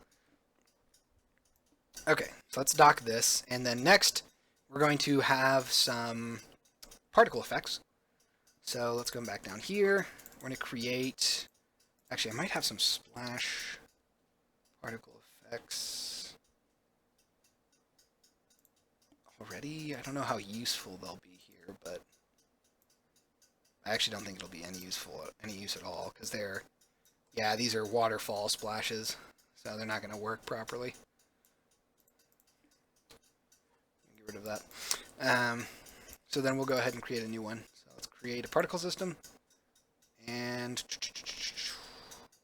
art, particle effects, materials, particle system. Let's rename this to Splash. And then we should have Splash. I think we want just a Splash Matte. Splash Lit Matte is a self-lit version of Splash. And I try not to use that too much, so this is what it looks like. Just because it's really jarring to see it glow like that. I use it in well-lit areas, because otherwise sometimes the lighting is sort of odd, but for the most part I think we can just get away with this. I should probably actually duplicate this. Duplicate. And I think I'm going to call this Splash Particle. And we're going to change this back to white. There we go. And here we are. So let's drag this in to our Splash Particle field. Everything else should be fine. Don't need to mess with any of the renderer stuff. Emission is probably a bit too high right now. Because, again, we want something similar to our dust where it all comes up at once. Since that's how splashes work. They don't, keep coming up. Clear that. And let's see. We want our emission and our shape to be different. We're probably going to want to have, I think we want a cone. We might want a circle. No, we want a cone. We're on either a cone or a box, but I think cone will be fine. So let's go to head and let's rotate this to -90. We want it to come up. We're going to move over here so it's below our troll guy. Oh my god. Let's do shape, and I think we actually do, no, we do want, should be a start size. Here we go. 0.5. And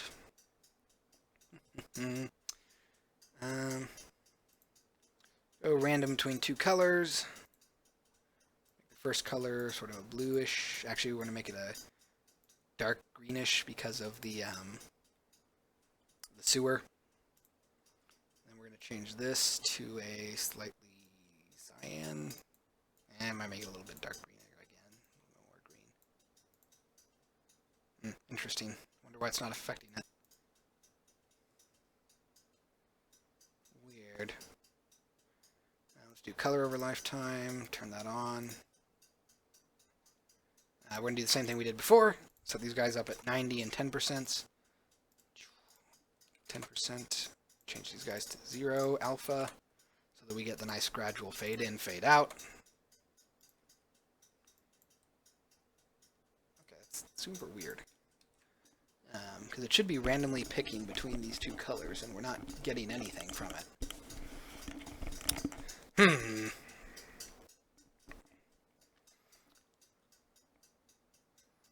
I'm kind of sad.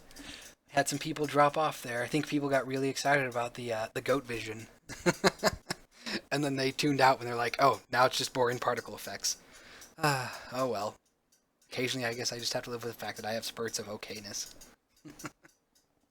Let's see. We're not going to want to limit velocity over lifetime. Instead, what we're going to want to do for this is, I believe we're going to do velocity over lifetime in general. Set that up. And this is going to have to be a curve. So it's going to be a curve. They just don't understand. Yeah, I don't know. My stream is definitely nowhere near as interesting to watch as other people's on some level, just because it's a lot of a lot of text stuff, and that's just nowhere near as cool as, say, well, William Cheer's the big one that I can think of, but then there's Scale and a bunch of other stuff. So, doing a dust poof when the player lands from a jump. Yay! I just did that. Of course, mine's terrible, but it works.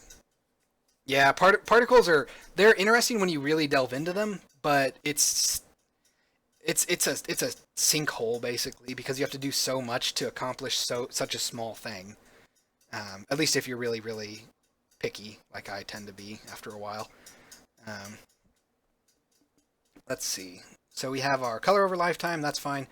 Although it doesn't seem to be affecting anything. We're going to change our start lifetime, or actually we're going to change our start speed. Let's do 2. Seriously, why is this not changing color? It should be changing color.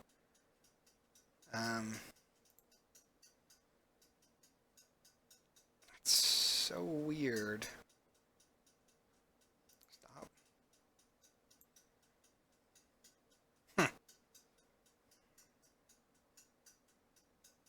This is... Yeah, I really need to watch that more. It's just that I always forget that he's streaming. And then by the time I remember, I'm just like, eh. I could do a gravity modifier of 1.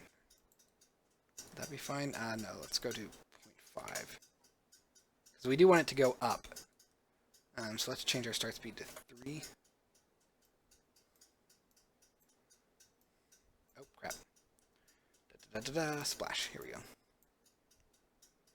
Why are you not changing your color over lifetime like I told you to? Can I do like a solid color? No, it's not. Why not? Is it at least fading out? Fading in? It is fading in from the looks of things. Maybe I need to...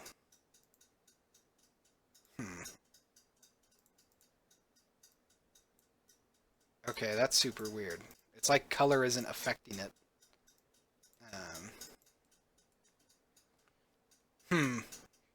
That's odd. Is it because this is a different particle?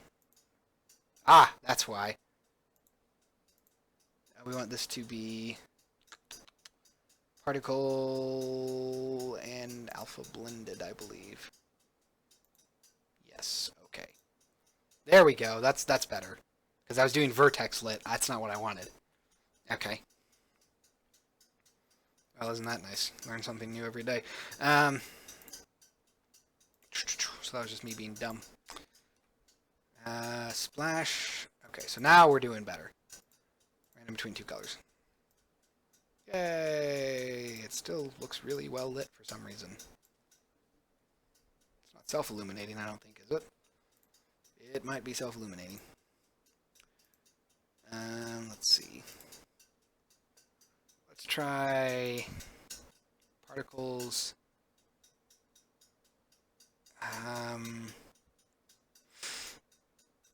Additive, maybe? No. Maybe particles additive soft. That kind of seems right. Still feels like it's too lit. Like it's too bright. I need to darken it down a little bit. I guess I could always darken the colors themselves. So let's go back to alpha blended. And then we'll just change our colors to be a lot darker. So we'll just drag these guys down. Drag these guys down. And that's fine, you know what? I think it's not terrible. Let's stop. Hit save real quick. Simulate. And then we're going to have to change our emission. So let's change our angle to 15, maybe even 10 degrees. Simulate that. And you know what? Let's go crazy. Again, rule of animation and cartoons are overshoot. So 5 is probably going to be our actual speed that we want. And then our start lifetime is probably good at 3. That's not bad. So let's change our duration to 0.5. Our max particles to 500. rate to 50 is probably good. And then let's simulate. Oh, it's because it's looping still. I was like, that's too many. That's not bad.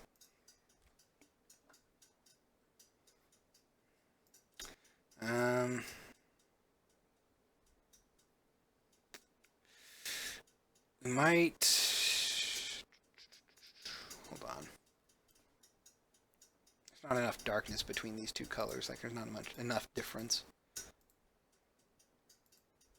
What the heck?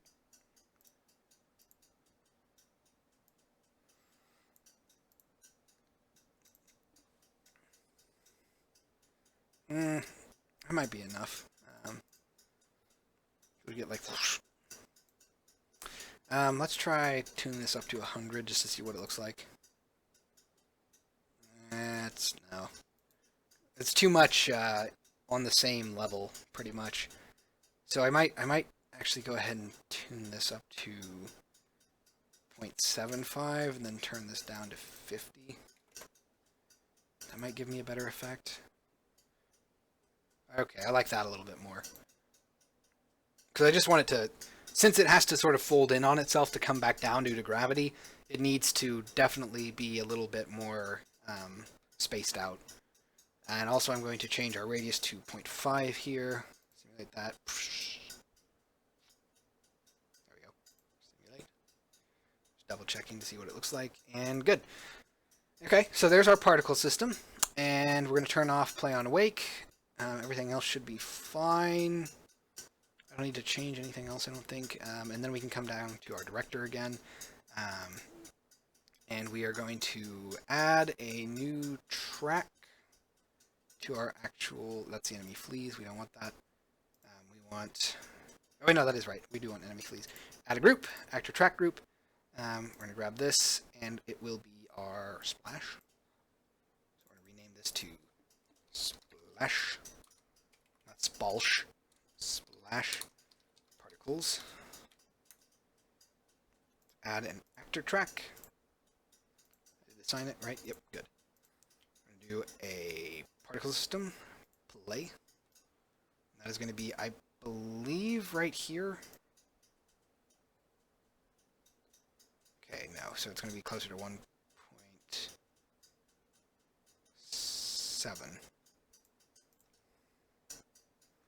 think I can select this. Say 1.7. Boom. Alright, so zooming out and playing that just to see what it looks like. Let's hit play. Control turns, jumps down. Hooray! Let's stop that real quick. Control turns, jumps down. Okay, so that's pretty good. Let's go ahead and rename this to play. Let's turn that down, hit save. And I think the only thing we have left that's necessary here is going up to combat, moving enemy fleas into cutscenes, pulling enemy defeated, enemy fleas into our special cutscene, and that should be good. Okay. So I think that sort of cartoony approach of having it just like turn and flip and switch. I can't find the word that I want. Turn and slip through the bars is a little more entertaining than just having it run off screen. At least to me it is. So let's see. Move this back up. Hit save. Whew. It's freaking hot. Ridiculous in my office. I really should turn on the AC, but I'm cheap. I like having like a $50 electric bill. And I know the moment I turn on the AC, it's going to double at least. Alright, so that should be good. The only thing we need to do now is we actually have to program in how to use the special cutscene. And let's see.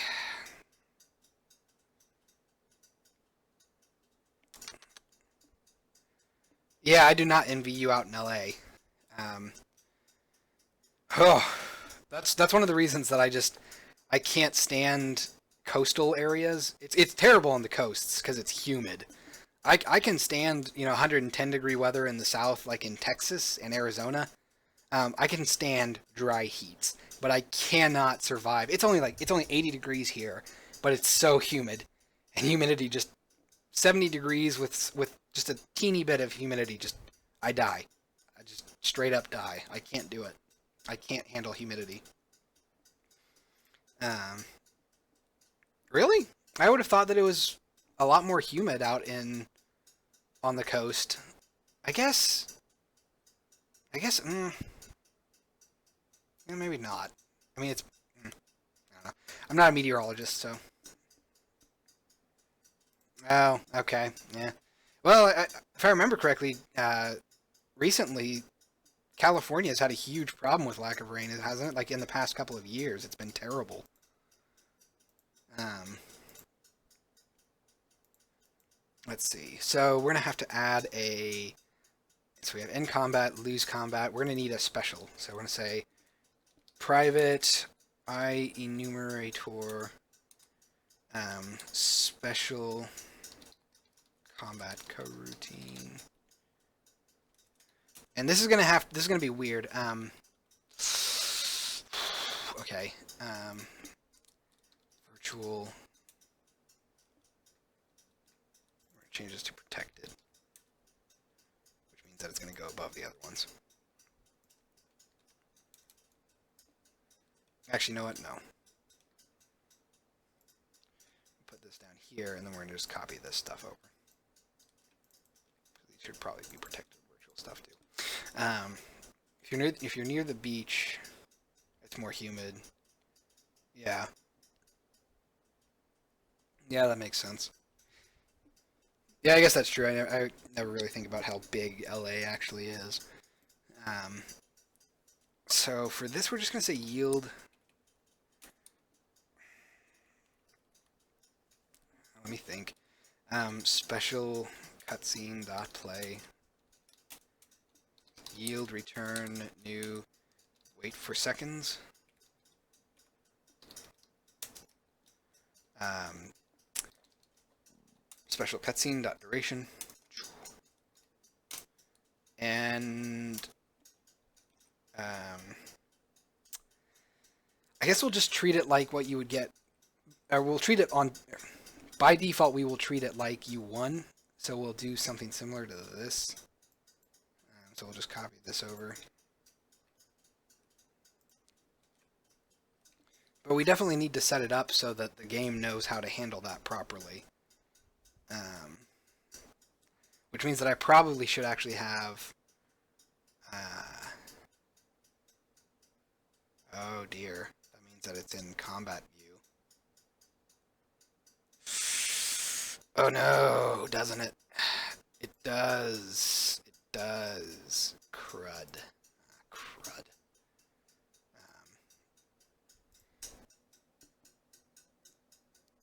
You're over in Santa Monica.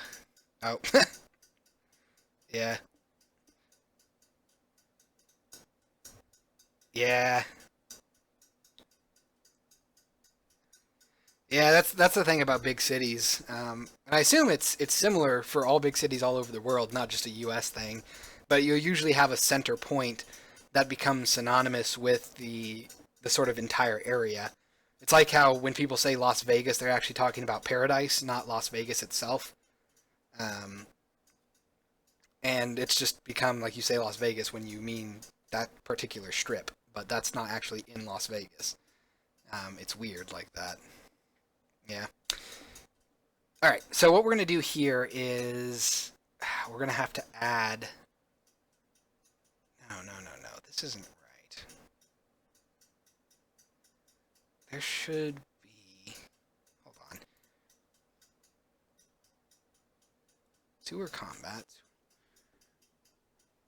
Where do I define that then? I forget.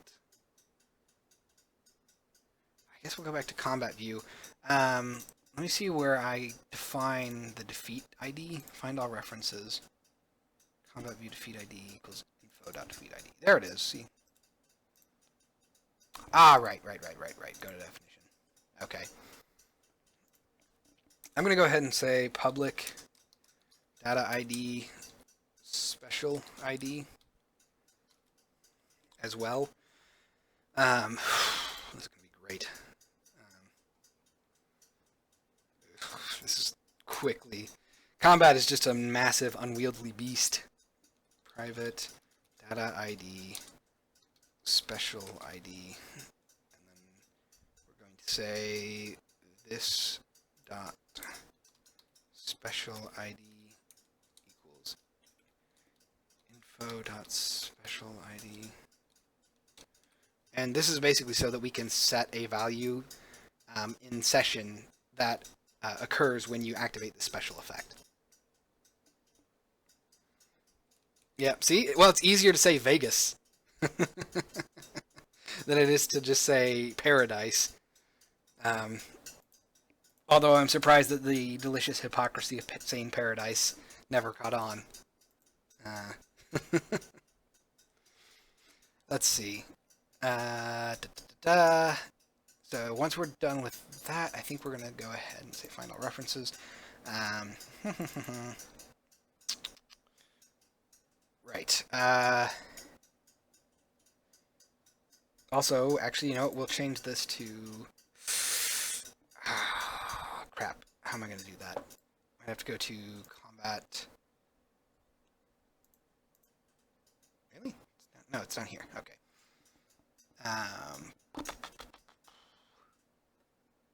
No, that is not correct. Let's go to find it. In combat, enemy health is less than or equal to 0. If combo count is greater than target fleeing points, and then if our player health is less than 0. Crud. I gotta think about how to do this. I guess we can change this. So let's go to definition. And I think what I want to say is special victory is something that I want to add. Alright. Well, thank you for stopping by the stream. Probably be streaming for another hour or so before I stop to get a snack and cool down and get back to work. I was planning on getting this submitted to Indiecade, but that's due tomorrow, and I won't be able to change up combat like I was hoping. So I probably won't, which is a shame, but it happens. If I can get it to a good enough state tonight and get some testing in, maybe I'll still submit it tomorrow evening, but we'll see. Because I have until 12 Pacific time, 12 a.m. Pacific time, June 1st or June 2nd, technically. So, yeah. Well, the problem is that I have an actual job that I have to go back, that I have to go in for in the morning. So if I ever stay up doing all-nighters, then I don't do well at my job, and I don't get in trouble yet, but I'm sure it'll happen one day. Yeah, I'm sure that they're super selective about their E3 stuff. They probably want to get as big like indie present. I don't know how to, like, I guess it's the double A's is what they want for E3. So they want those, you know, like really long development time or lots of intense development time on it, which is something that not a ton of independent game developers can do for their game unless they have funding somehow, or they just are naturally wealthy. So let's see, combat view. Gotta get back in here. I gotta learn how to multitask. I don't do well. I always tend to stop working to actually talk.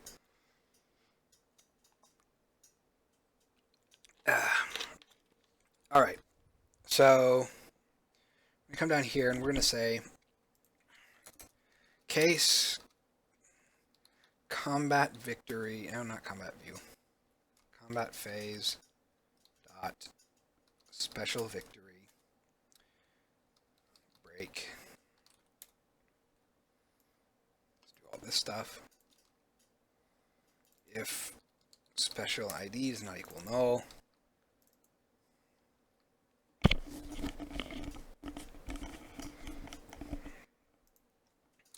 and special ID does not equal data ID dot none.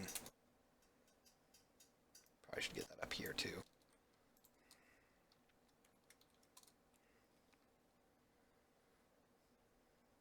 Defeat ID. There we go. And that should all be fine. Okay. Last is down here. I think that's what we're going to want to do. Find all references here, make sure that I know where it is, on combat lost. And we're going to say private void on combat special. Start coroutine, special combat coroutine. Alright. And let's see, when are these called? Find all references. Okay. Let's see. This is going to be fun. Yeah, this is going to be super fun. Protected override, void start, good. That makes things easier at least. So we're going to change these to protected functions. Not necessarily going to make them overridable, but we'll make them protected. Combat view, this is going to be great.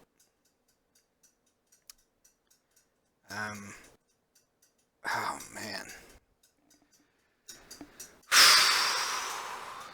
Let me think.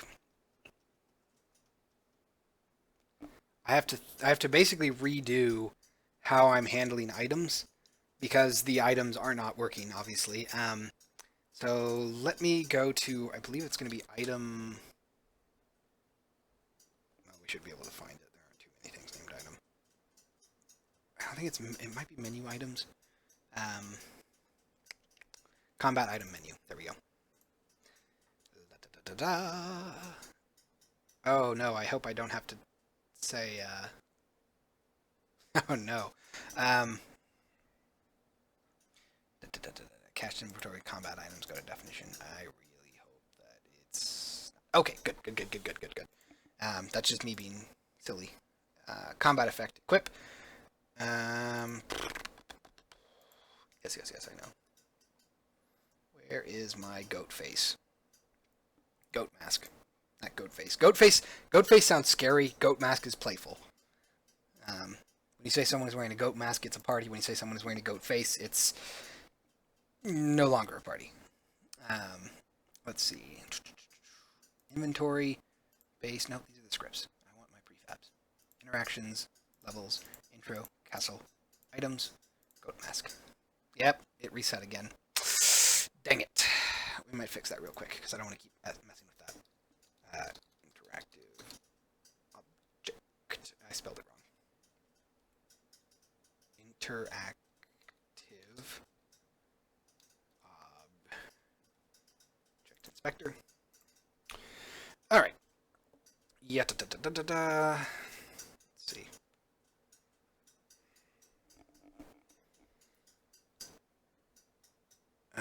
Draw info. I think what I want is actually to come down here.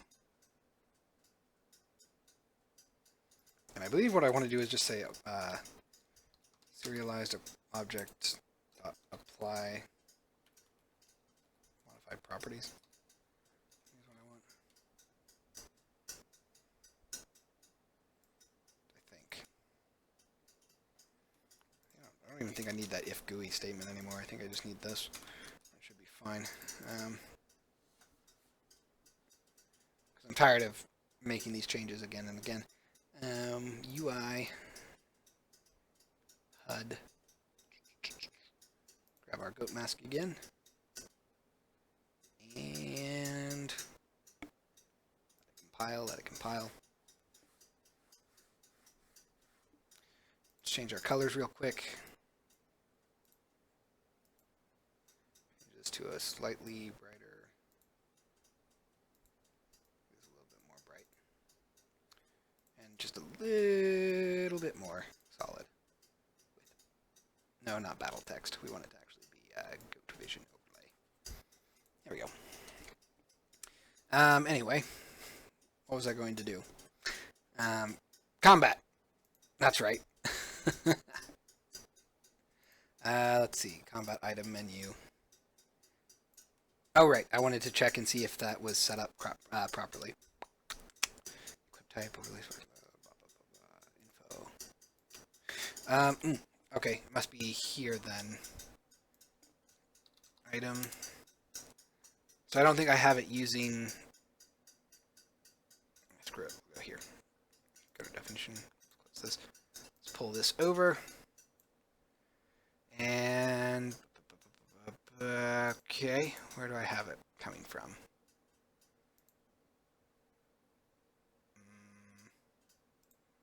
Go to definition. Item combat effect. Go to definition. Here we are. And I believe this is okay. It's just an enum. So I don't have it doing anything in particular, but I also don't have this showing up, which is problematic, which means that I need to add these fields.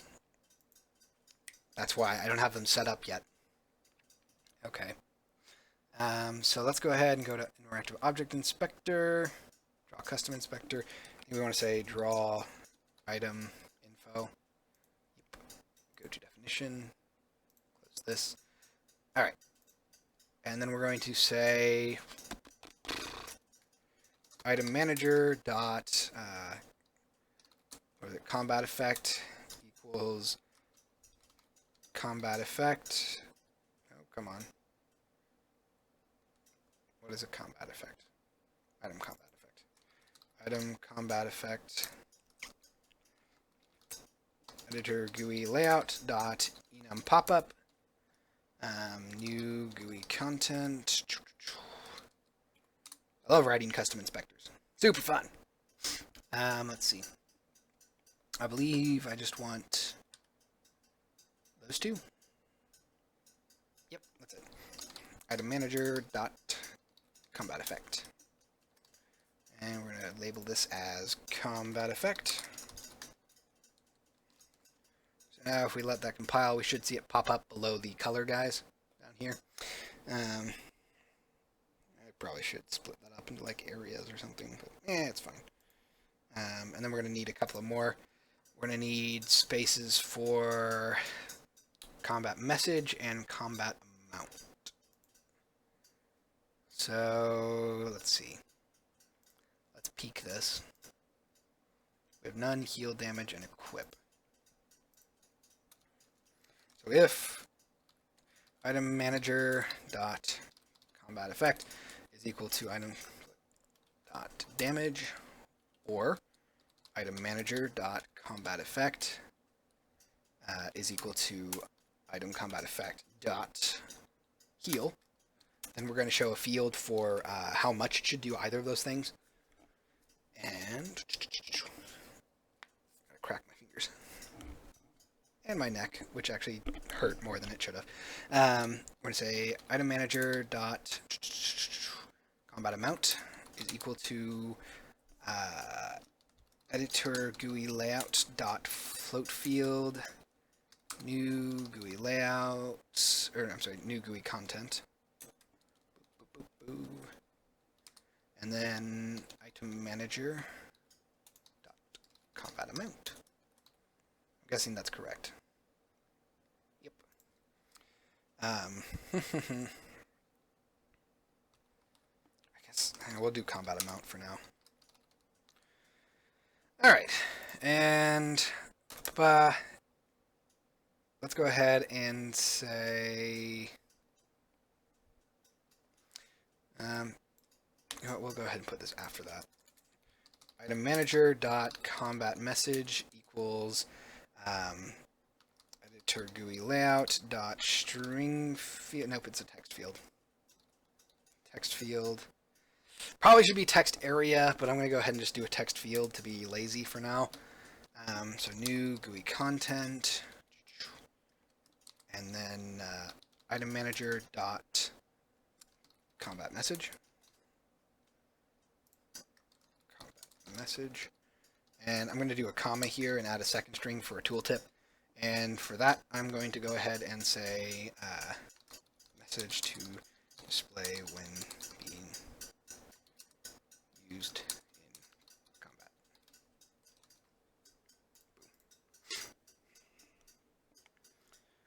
So you can already see that we have our combat effect there.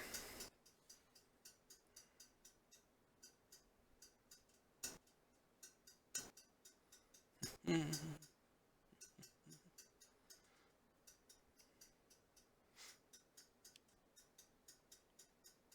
have combat message. And actually, you know what? All we need to do there is we need to add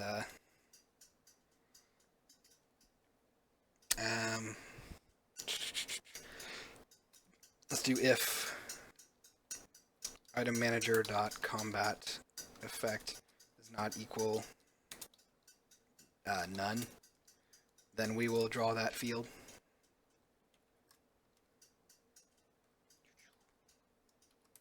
Because it doesn't make sense to have anything be displayed if your combat effect is none. Then that's just eating up space, basically.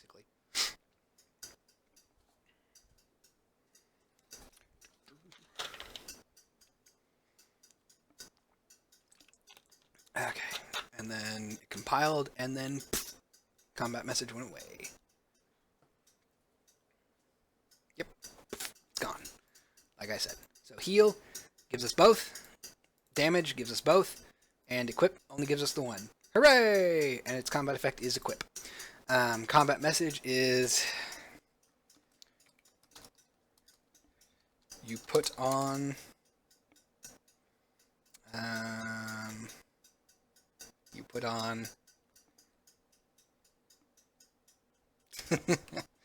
I can't help it.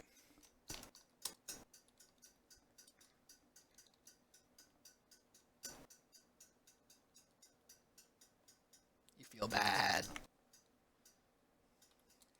I can't know. That's such a terrible pun.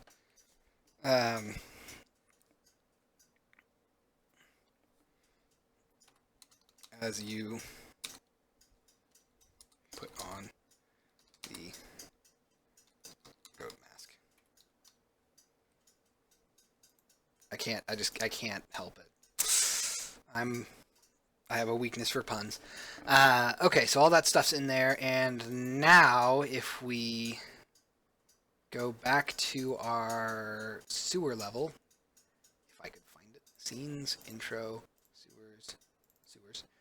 We're gonna grab our mask before we do anything, and then we will go into combat. And we should at least see it. So let's go ahead and grab this. So take. It is in our inventory. Let's hit. Control stares blankly at you. Blah blah blah blah blah blah. Okay, let's do an item. Okay. Clearly that's not quite right, but... Oh, okay. Oh, well look at that! I do have some things sort of working. Not everything is, but... Okay, let's see. And just to be sure, select this again. Okay, good. It looks like it's keeping it all. Yeah, looks fine. And I think there's something that I need to do for data in combat. I could be wrong. No.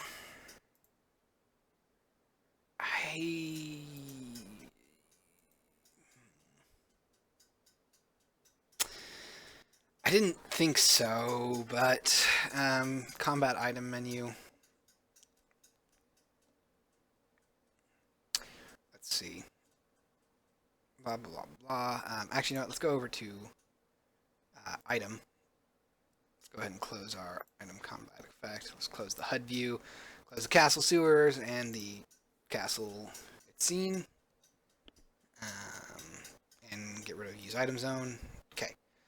So let's see where combat effect message is being used. Find all references. That's the interactive object inspector. We can close that too. We don't need it anymore. Combat effect message. Here we go. Oof, this is brutal. String effect equals this. Let's get rid of this and say effect. And then we'll say switch combat effect case damage case heal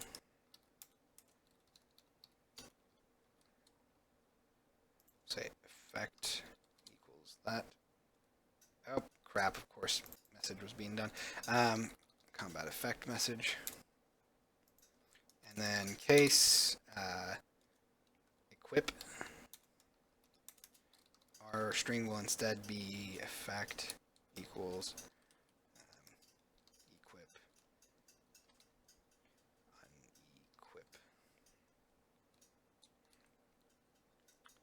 unequip. No.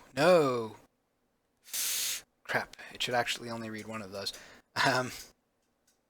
Let me think. Jeez, this is terrible. I think it's gonna be equipped.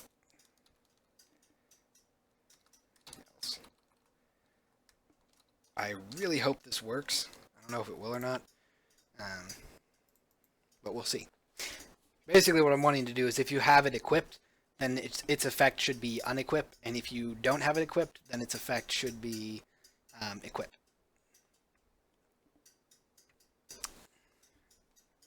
And then let's see. Go to on item selected. Go to definition on item. So I was already doing custom stuff here. That's why the unequipped and equipped message showed up. Dang it. I kind of want to do it in reverse though, which is sort of what I'm doing. Maybe. I think I just want to say message equals combat amount here, or combat effect.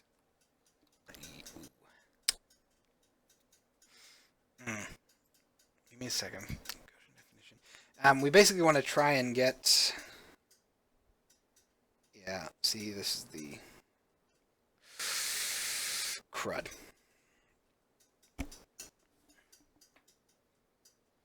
Yep.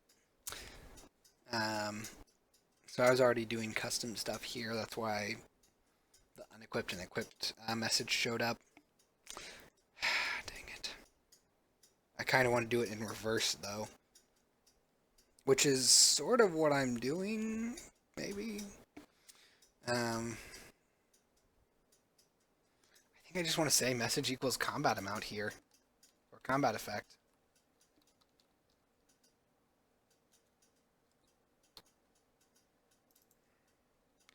Item.combat effect.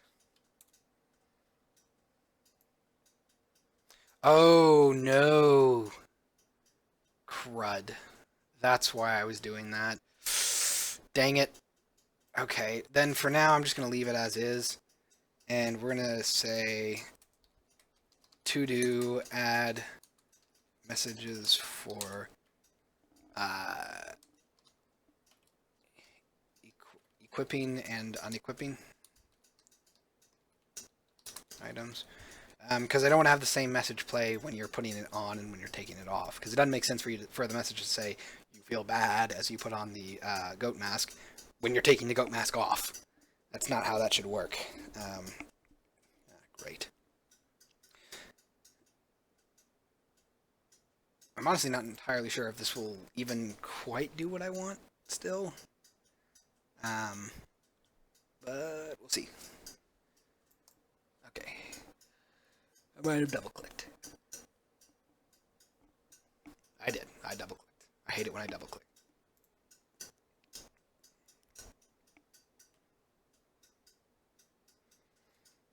So let's take, I don't know why, but for some reason it's always farther away than I think it is. Hit. Control stares blankly at you.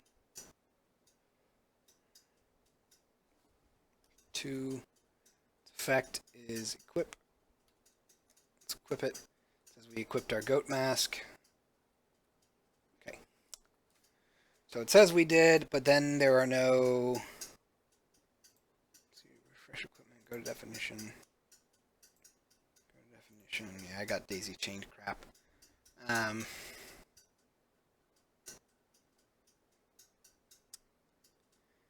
I was worried about that. Man.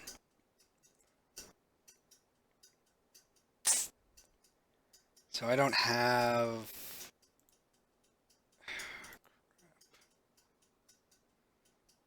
Yep. No. So I don't have a good system set up to support clothes in combat. So I have weapons supported, but I don't have clothes. Which is kind of throwing a wrench in things.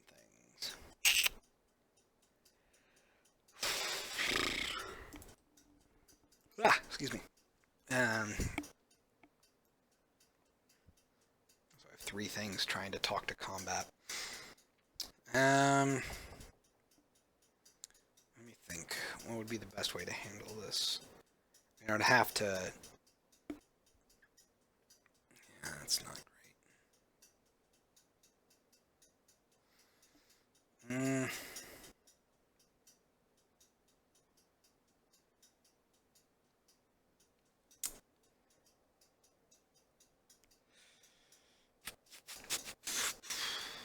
Let's see. Where is this being called?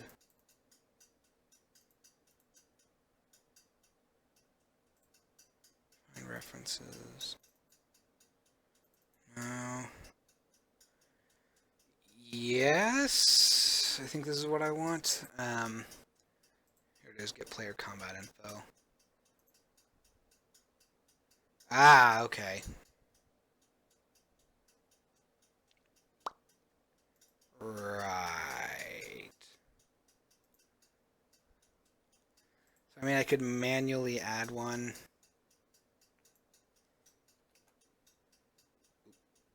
Yes. Change this to goat mask. It's not great. Let's do. Where's my goat mask? And then under art, combat. See, that's.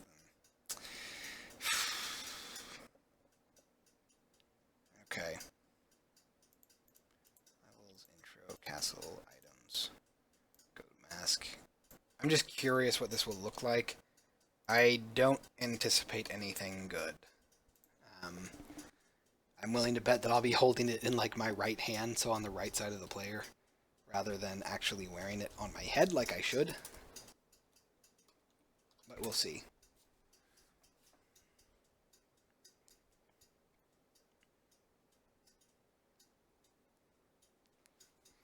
Okay, so let's do 2, 1. Yeah. I mean, it doesn't. It's not terrible, but really, what I should do is I should have like an ID here that tells me whether it's a freaking weapon or not. Not great. Not great. Ugh. Yeah. I think I'm going to have a little bit of a tough with this system. So I'm probably going to have to redesign a lot of this. That... I'm not entirely sure I'm going to do that. I might call it a night then on the stream. Just because I think the next couple of things I'm going to have to do are going to be pretty intensely tearing the system apart to try and put it back together in sort of a better position. And it's not exactly going to be fun to watch, just because it's going to be a lot of digging around, following my code to make sure I have everything set up properly, and then making sure everything works. So that might be it for me tonight. We should be back streaming again on Thursday, and I'll let you guys know if I got my thing submitted to IndieCage or not. I'm close. I'm really close. I think if I did just pull an all-nighter tonight, I think I could get it going. I think I could get it working properly. Because there are a couple of things that I'll have to cut. Like a padlock, not a padlock, a number key padlock door. But aside from that, everything should be pretty good to go. But like I said, I got some combat revisions to do on the back-end system, and that's not going to be too fun to watch. So we'll go ahead and call that a stream for the night. We got pretty far though. We got some cutscenes in there. We got a lot of the combat stuff set up. You know, we actually have the goat mask showing up in combat again, which is impressive. I probably need to remake the cutscene menu because I think it's using the default text stuff instead of TextMesh Pro, which is somewhat problematic because it looks terrible. And then, of course, you know, all the fun of having goat vision is, I think, enough of its own reward. This is definitely going to be the screenshot, though. Goat vision. I think I used this before the stream, but I'm going to use it again. I like it. It's cool. Alright. So I think that'll do it for... let's just go ahead and get a good screenshot. Just, we'll take it here. Alright. Yeah, that'll do it for me tonight. Should be streaming again at 7 on Thursday night. So that's 7 Eastern Time, which is 6 Central, and I believe 4 Pacific Time? Maybe 5? I think it's 4. But I think that that's working out a little bit more, because if nothing else, it's at least getting me an extra hour of definite productivity. And I think it's better for pretty much everyone. You know, if I stream longer, that's only going to help get eyes on this. It's not going to hurt anything. So, yep, that'll do it for me tonight. As always, thank you all very much for watching. Wyatt, thank you for stopping by. And I will see you all next time.